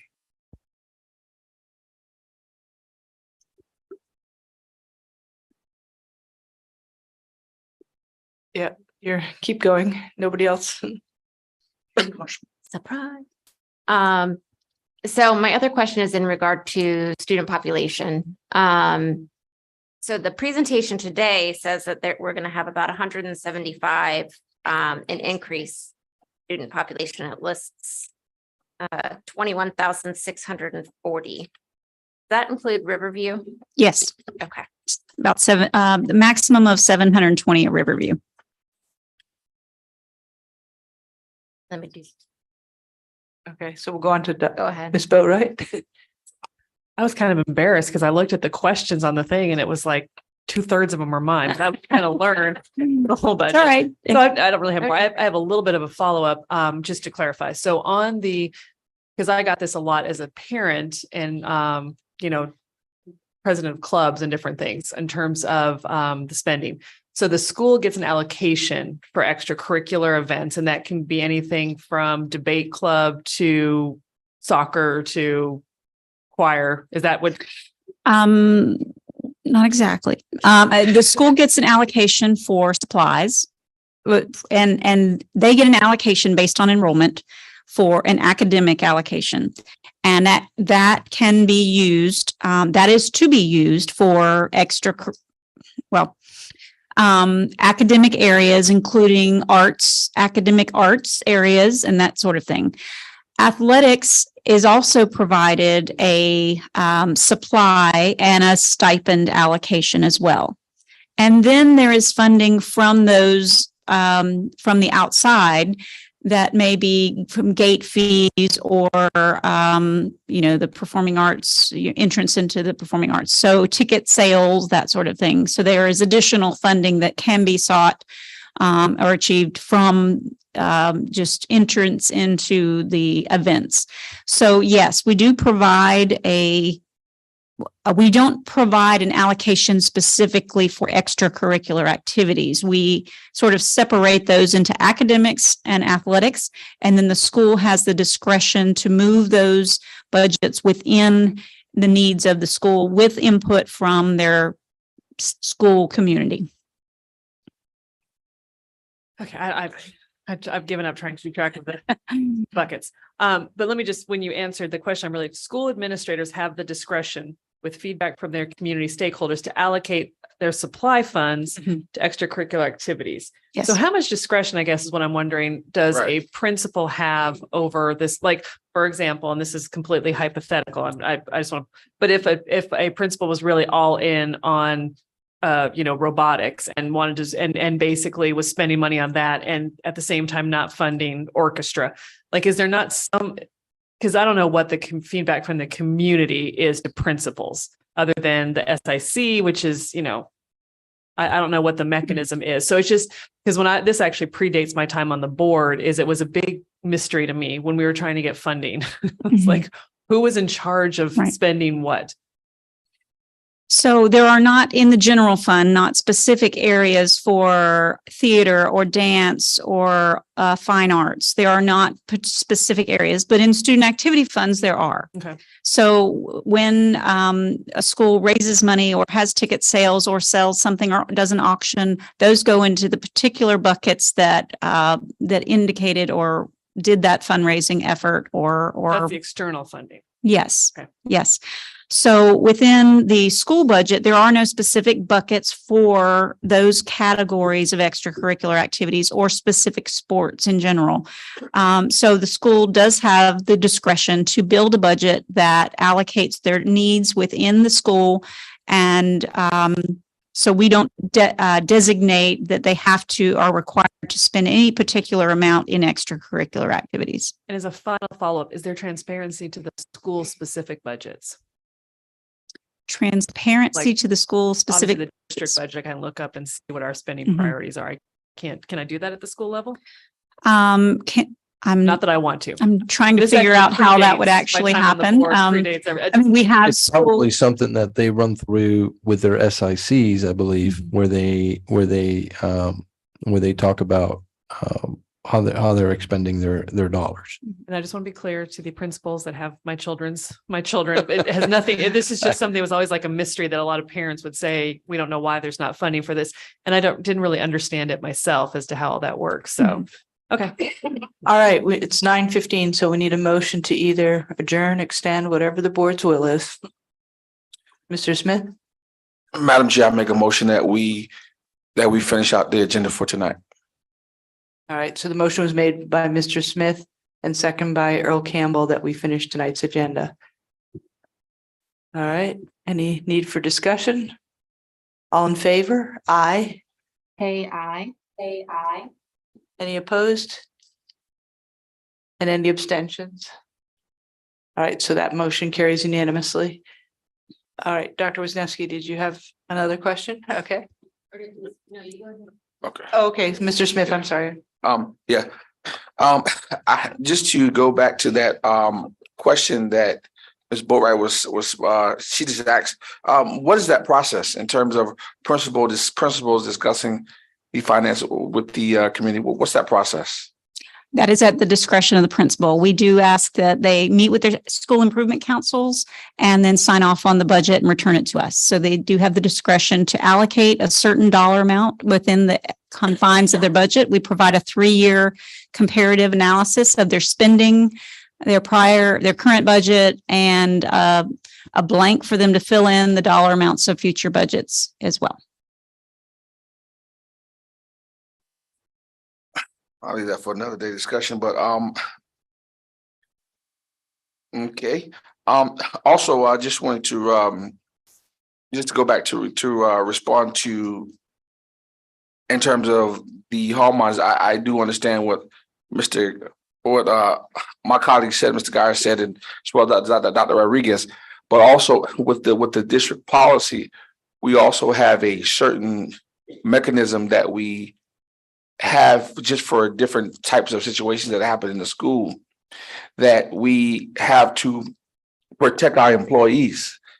And being a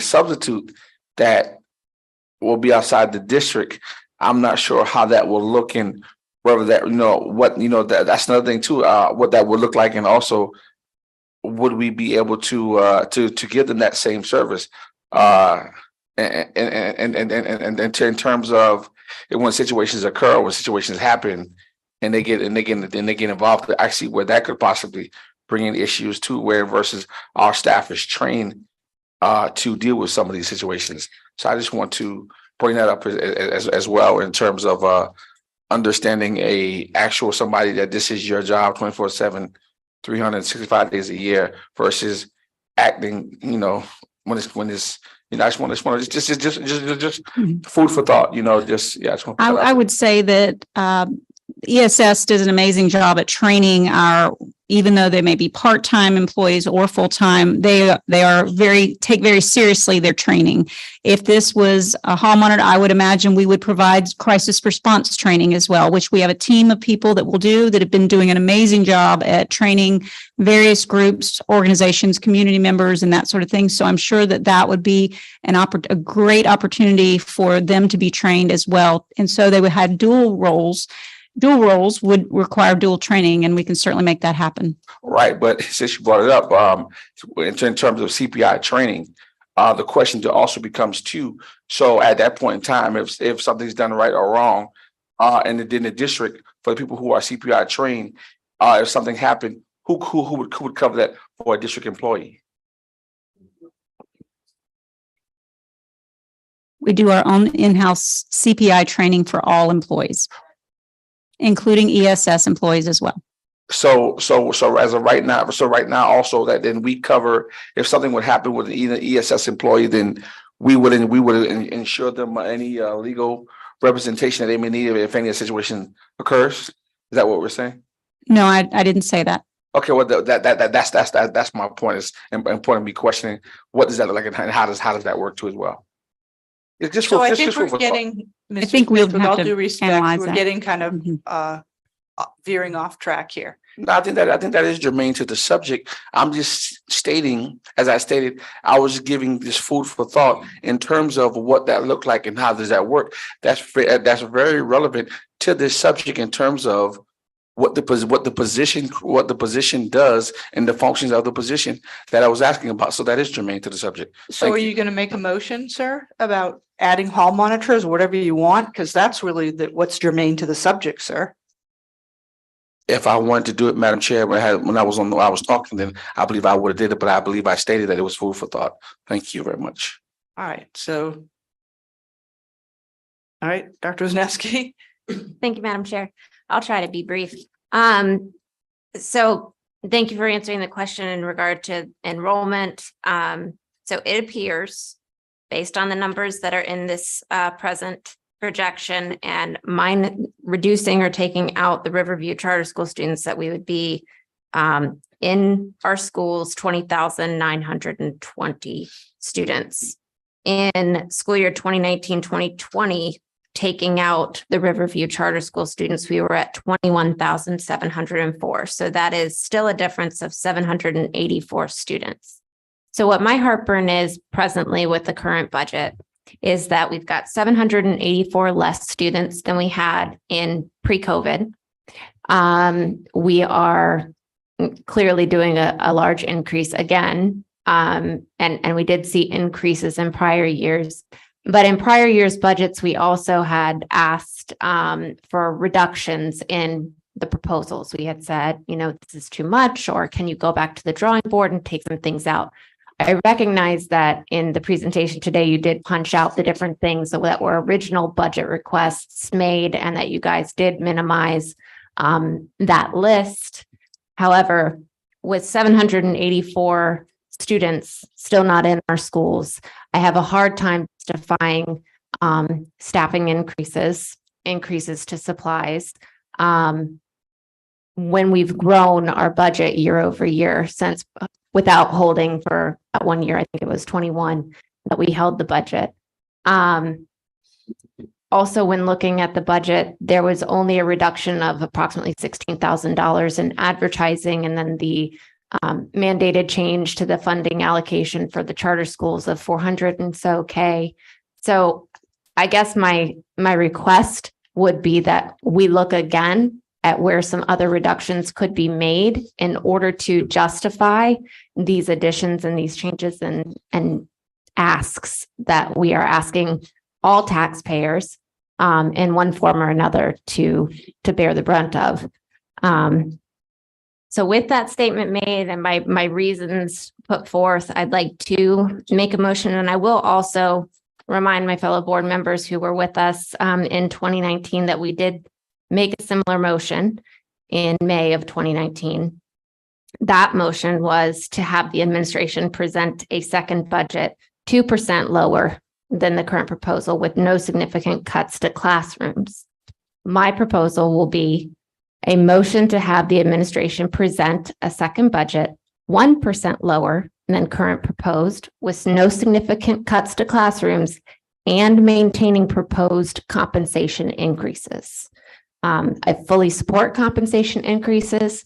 As fellow board members know, in our meetings, I frequently ask where we are on retention in comparison to prior years. I think the district is doing an amazing job, and this is not a reflection of anybody's work product. I simply would like to see something more lean. So that's my motion. I'll put it in the chat. I'll second it for discussion. Okay.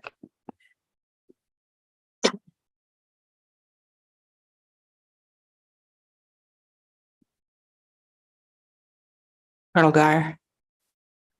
Okay, 1% is people. 80% of our budget is salaries and benefits. We can't take out 1% of our budget by cutting the number of crayons in the classroom. So basically, you're talking about taking away people. And when you look at the increases, it's in special education. And if there's anything that we need to have more rather than less, it's special education. It's hard to keep, it's hard to recruit, and it's absolutely essential. So when I see the additions, I see it in special ed. Now I see a math coach. Okay, we could cut the math coach, but when you cut the math coach, you haven't attended a PLC, professional learning community, like I did in Broad River Elementary, where a math coach had all the fourth grade teachers in there, and they had a coaching discussion and how to share best practices and teach mathematics. That is a critical problem in our schools right now. This is a balloon squeeze. If you cut in one area, someone's going to lose. And so picking where you lose in that 1% is difficult business. I can't support this. I believe the staff has done an excellent job keeping the budget. In fact, it's not even meeting the inflationary additions. So we're not asking for all that we could ask for based on the law on how much millage we could ask for. We could ask for 3 times what millage that we are presenting to increase here. But we're not asking for that. We're keeping it down to 4.4 mils. So I can't support this motion. Well, I'm going to let other people speak for a minute. All right. Ms. Gordon. Thank you, Madam Chair. I agree with Colonel Guyer. There's no way I can support this motion. Number one, the budget has been outlined with fidelity and looking at all that it encompasses. I don't want our teachers to have to go out and buy crayons. I've seen it where they go out in their own pockets and pay for supplies for children. You're taking away from children with this. Can't support that. You're taking away from whatever raises we have given teachers. You've just blown their budget. I've been in a classroom where we've had to buy paper, pencils, pens for students because we don't get that much in supplies. I really don't think you realize how much they get per school, per teacher, per classroom. Each child is not getting 100 boxes of crayon. They're not. Some don't even have the means to get 1 box of crayons. So the schools provide that. Teachers provide that. To take away monies, to take away funding, we are doing a disservice to this community, to the children, to even entertain this. And I know probably some of our administrators and teachers, BMSs, secretaries, they're about to lose their minds. They buy food for kids.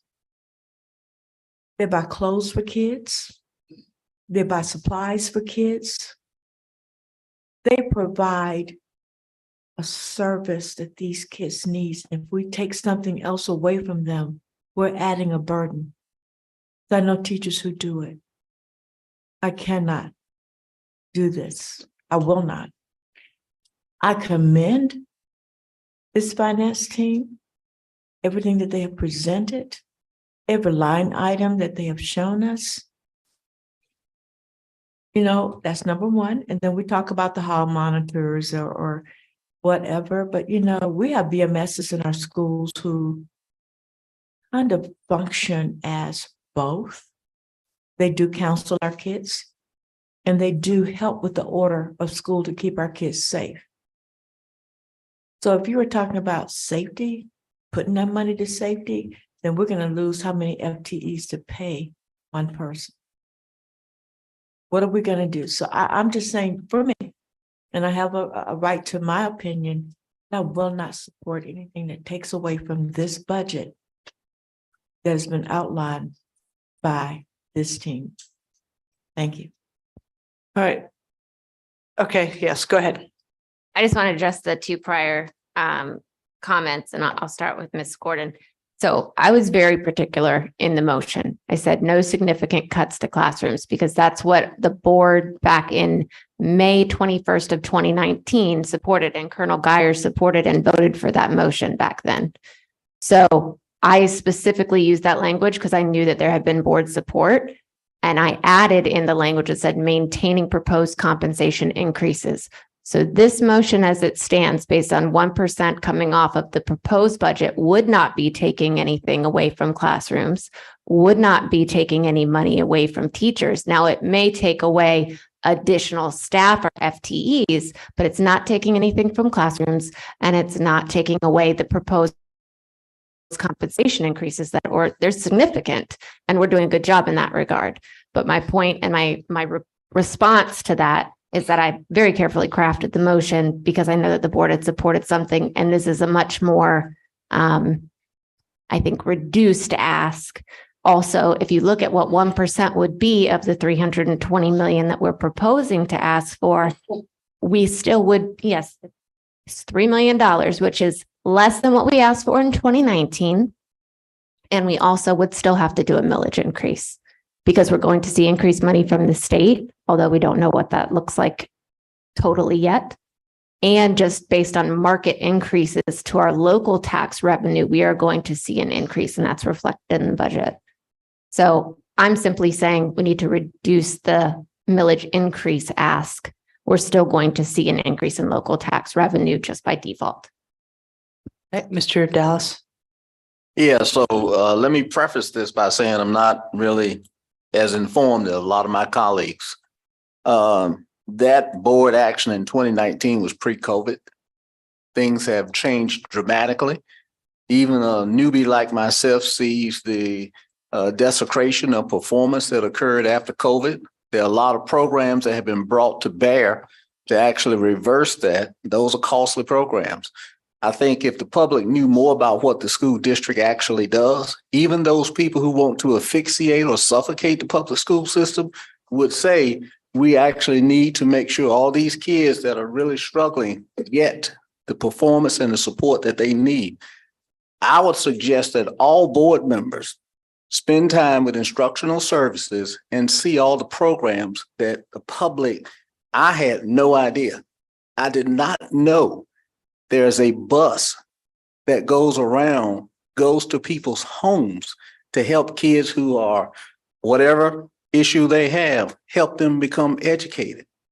As a society, we want to starve public schools, and more is laid on them, and then the non-public schools get to actually pick and choose.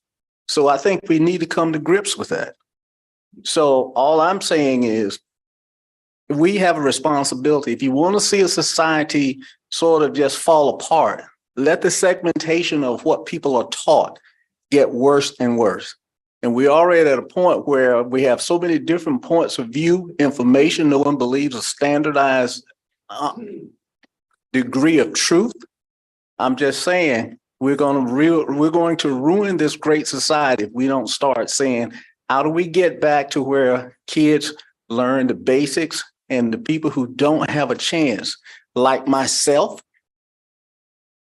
get a chance to actually go through life and compete with the highest and most talented people in the whole friggin' world. All right. Mr. Nay. Thank you, Madam Chair. Since this is my first year going through all of this, I'm probably going to say some stupid stuff, but I'm going to throw it out there anyways. So does the 700 and change less kids equal $3 million? I don't know what that formula is. So I'd be interested to know. I don't know. That's what I'm just saying. But I would also I'm not opposed or for either one of these, but having the staff, I'm not trying to put another burden of work on the staff. But what's the problem of having two options to vote from? Because we're not saying that if you reduce it by 1%, we have to take it. We're saying that gives us one more option to vote. We can vote on budget A or budget B. And then the majority vote wins. I mean, which is what this is about. I am not about, taking away from student or teachers either. I used to be a teacher, albeit not as much as anybody in this room probably.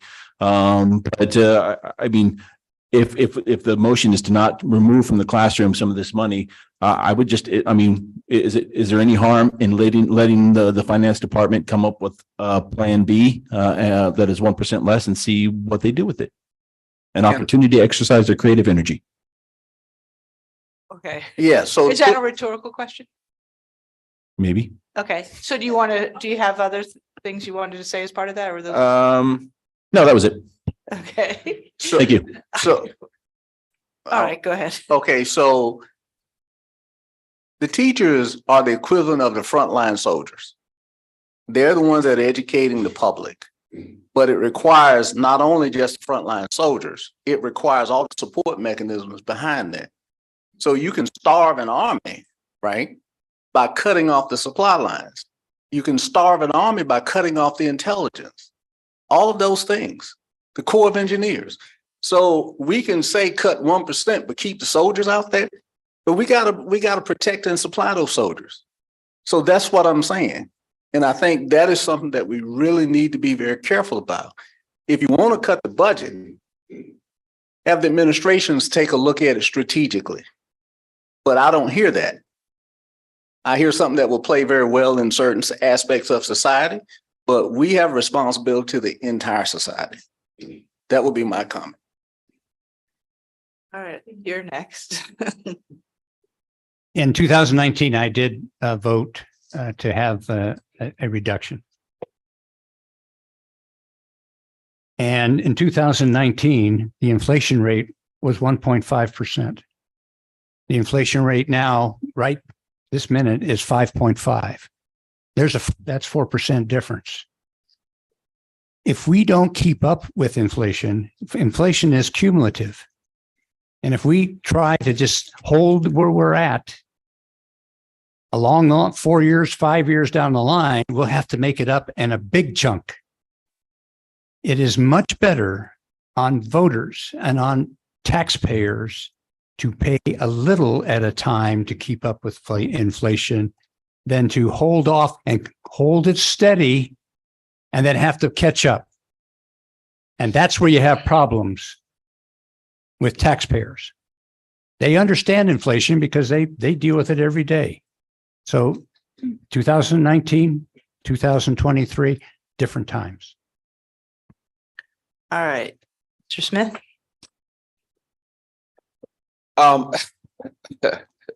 This is a hard wrestle, but one thing I must say is that that I do agree in terms of what Dr. Wineski and Mr. Finet just saying in terms of having a option of Plan B. Regardless to what the staff and the superintendent bring back in terms of the 1% or the current proposal budget that we have in front of us, as a board, we still have the option that if we see no holes or we see no problems or we see that there's need versus wants, that the current proposal that the board is bringing up have brought us today is what we need to sustain the district, and that's what we need to move forward on. And I believe the votes will tell it, will be the tell-all that says we stand on it and we believe in it, and That's where we see the need at versus nothing is wrong with just having the option, just seeing if there could be a cut, where could that cut be? Or just, hey, we took the initiative to look at it and we did that versus not looking at it. From being on this board in the past years, I have no problem.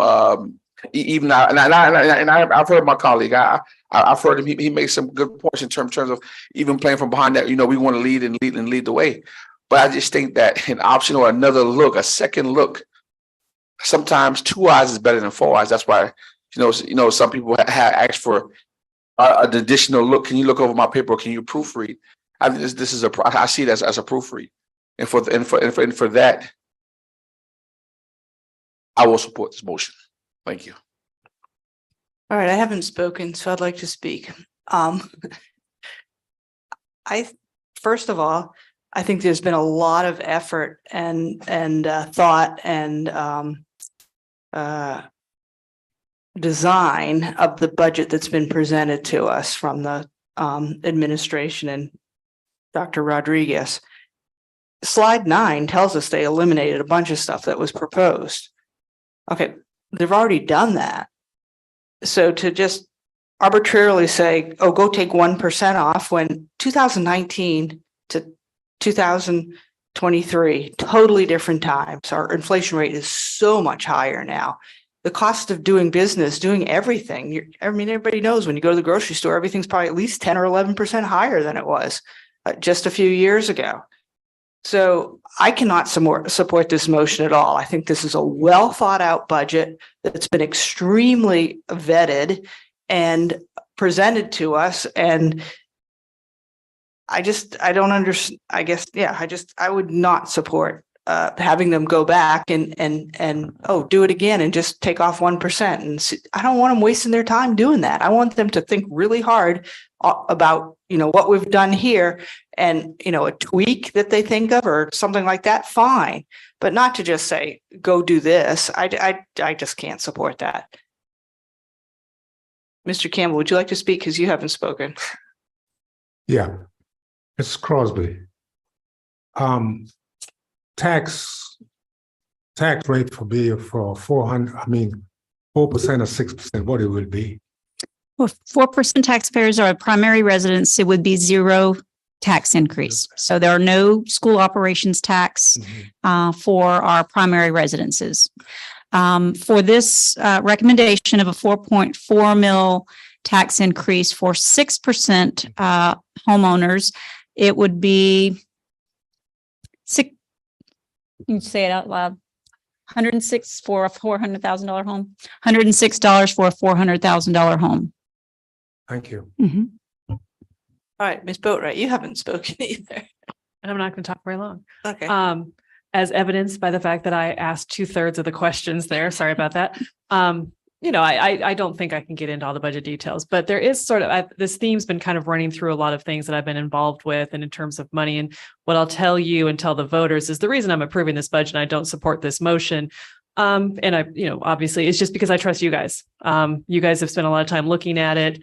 There's no way I'm going to be able to get into all the details that you went into. So I'm going to approve the budget when it comes time to that and not support this motion. And it's strictly just because I think you guys have, both you and Dr. Rodriguez have done an excellent job with the budget. So I'm voting no.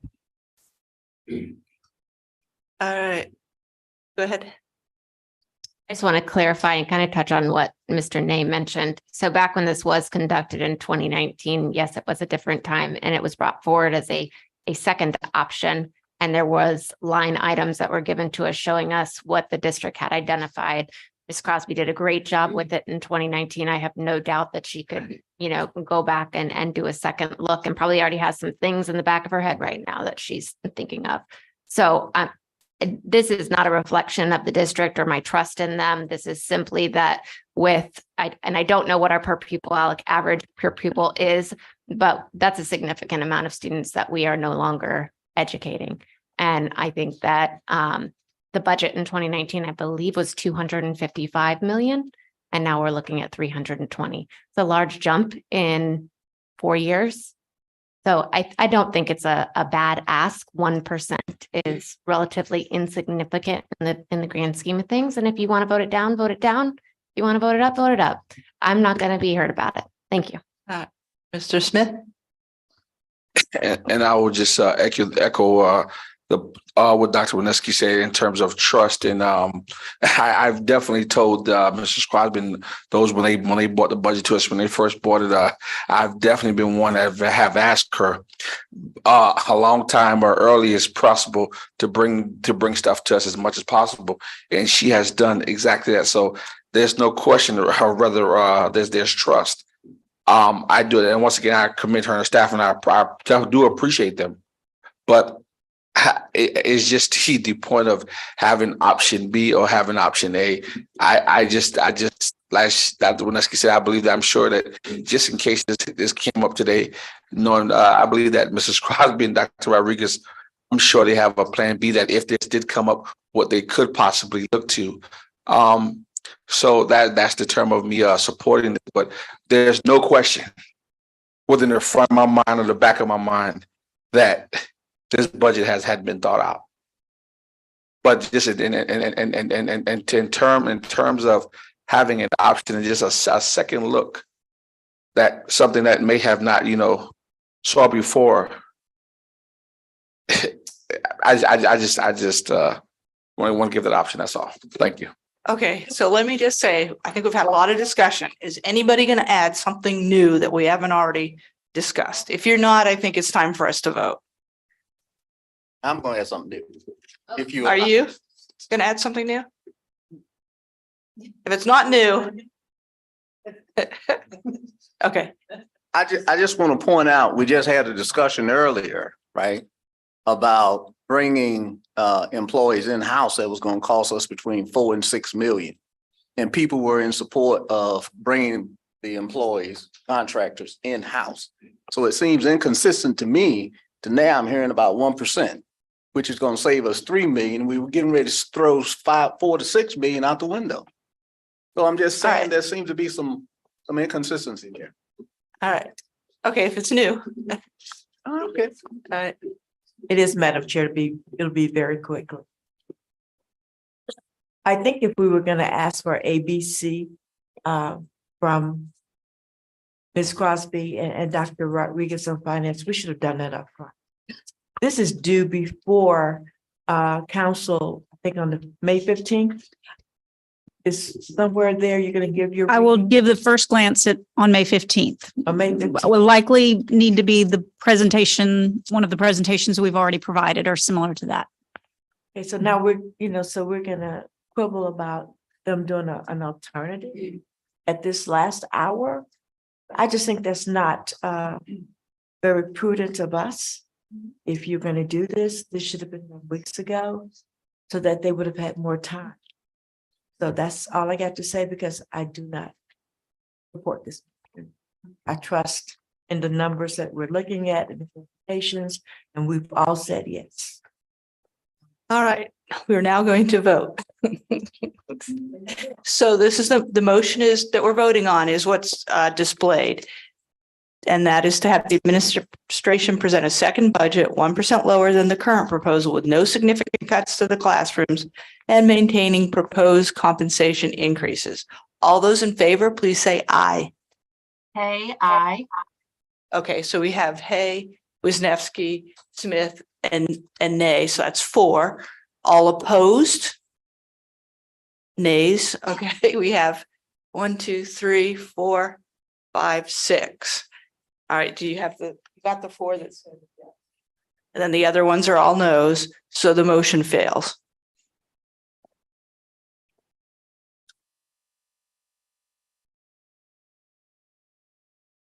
All right. Do you have anything else? Nope, that Okay. concludes my presentation. Okay. I want to say one thing before you, Dr. Wisniewski. Thanks again for being here all night, listening to all of this at this marathon. Thank you. All right, Dr. Wisniewski. For the school district. Yeah, I know. Yes, thank you. Okay, Dr. Wisniewski. So given that that failed, and Tanya, you stated that the state revenue projection should be mid-June. Is that correct? It all depends on the session and when they end. I really am not certain. The latest today, there was an update that I can forward to the board. I get a great update from SCASBO, the school business officials liaison to the legislature. She indicated that they were still in House 2, but that they hope to go back to the Senate by the end of this week. So I really don't know. I think there is an end to the legislative session though. And I'm not certain about what that date is, but I am certain that this document that I'm referring to has that in it. There's a timeline at the end. So I'll forward that out to all of you and let you get the updates. It lists bills and where they are in the conversation, but it provides a timeline at the end when the end of the session will be. And last year it was early to mid-June. Thank you. And so in that regard, you had stated that that the state revenue projections could come back in time prior to millage setting. Is that correct? Yes, we will get, so millage setting, I believe, is in early August. We will get final projections based on the projection, the uncertain piece is enrollment. So not the dollars that are being allocated, it's just the dollars per pupil. So we will have a final budget projection from the Department of Education, and we can shore up the numbers or bring back before the board, inform you of what those look like, and get some further input on how you would like to handle that. So keep in mind, we do have the rollback millage going on as well. So we'll be adjusting the millage based on some factor of growth, which is also uncertain. So that's something I want to, is going to be a major projection, a major variable in this budget as well. And so I guess my question is procedurally, if the state projections come back in, and I apologize at the late hour, the state projections came back in prior to millage setting, what is the procedure that the board would need to go by to reduce the local millage request that we had put forward and county council had approved at 3 readings? Would we have to do that, or how does that? Well, I can bring, say, for example, if we receive an additional $1.5 million, $1.5 million equals 1 mil. That is the value of 1 mil. So I could bring back forward information that there is an additional $1.5 million of state revenue that we believe we're going to receive. What is the board's will? Do we want to, you have options, you put it in the fund balance. Do you want to buy something with the $1.5 million, or do you want to reduce millage, or some combination of all of those? So what the board would take action, just certify a new expenditure amount, just like you'll be doing on May 16th. We would just change the millage, the expenditure amount, establish a new, we would say perhaps that instead we want a 3.4 mil increase instead of a 4.4 mil increase. We'll go back to county council. The question is, do we have to go back through 3 readings to amend the ordinance? And I think the answer would be yes. So that's my concern there is I know in the past that we had that discussion and we decided not to do it because there was 3 readings. We thought there was 3 readings required. So I can confirm that. Okay. If we could get confirmation on that, that would be wonderful. Yes. I'd just like to know procedurally, what does that look like? Sure. Thank you. All right. Thank you, Tanya and Dr. Rodriguez. All right, next we have the consent agenda, but we are doing the items separately. So we need a motion to approve the April 4 board meeting minutes. So moved. Second. Okay. Boom, boom. All right, all in favor? Aye. Aye. Okay, aye. Okay. Madam Chair, I move that we approve the April 21st work session meeting minutes. Second. All right, same maker of the motion and the person that made the second. You got that? Okay, so it's Wisniewski and Dallas. Yes, that's what I meant. Yeah, sorry. All right, all in favor? Aye. Okay. Any aye. nays? And I'm going to abstain. So we have 901 with Guad's abstaining. Future agenda topics. Mr. Smith? There was a lady spoke tonight about in terms of our usage of the Performing arts. performing arts. I think that's something that I would love to further that conversation along. Okay. Thank you. Mr. Day? Due to the interest of fellow board members, having the fine arts coordinator come and give a presentation, the presentation that was cut tonight. Yeah. Okay. So, Madam Adam, Chair, Mr. Dallas. I've been fortunate enough to spend time with the ISD. And there's so many programs that are beneficial to the community. I'd like to have a presentation on that. Mhm. I think it would impress the people, and then potentially look at a communication protocol to push that deeply into the community on a person-to-person basis. I looked at some of the responses on some of the digital solicitations, and we have some very important things that got 7 responses, 9 responses. And we got almost 22,000 students in school. So we're not speaking to the people who could actually weigh in on these type conversations.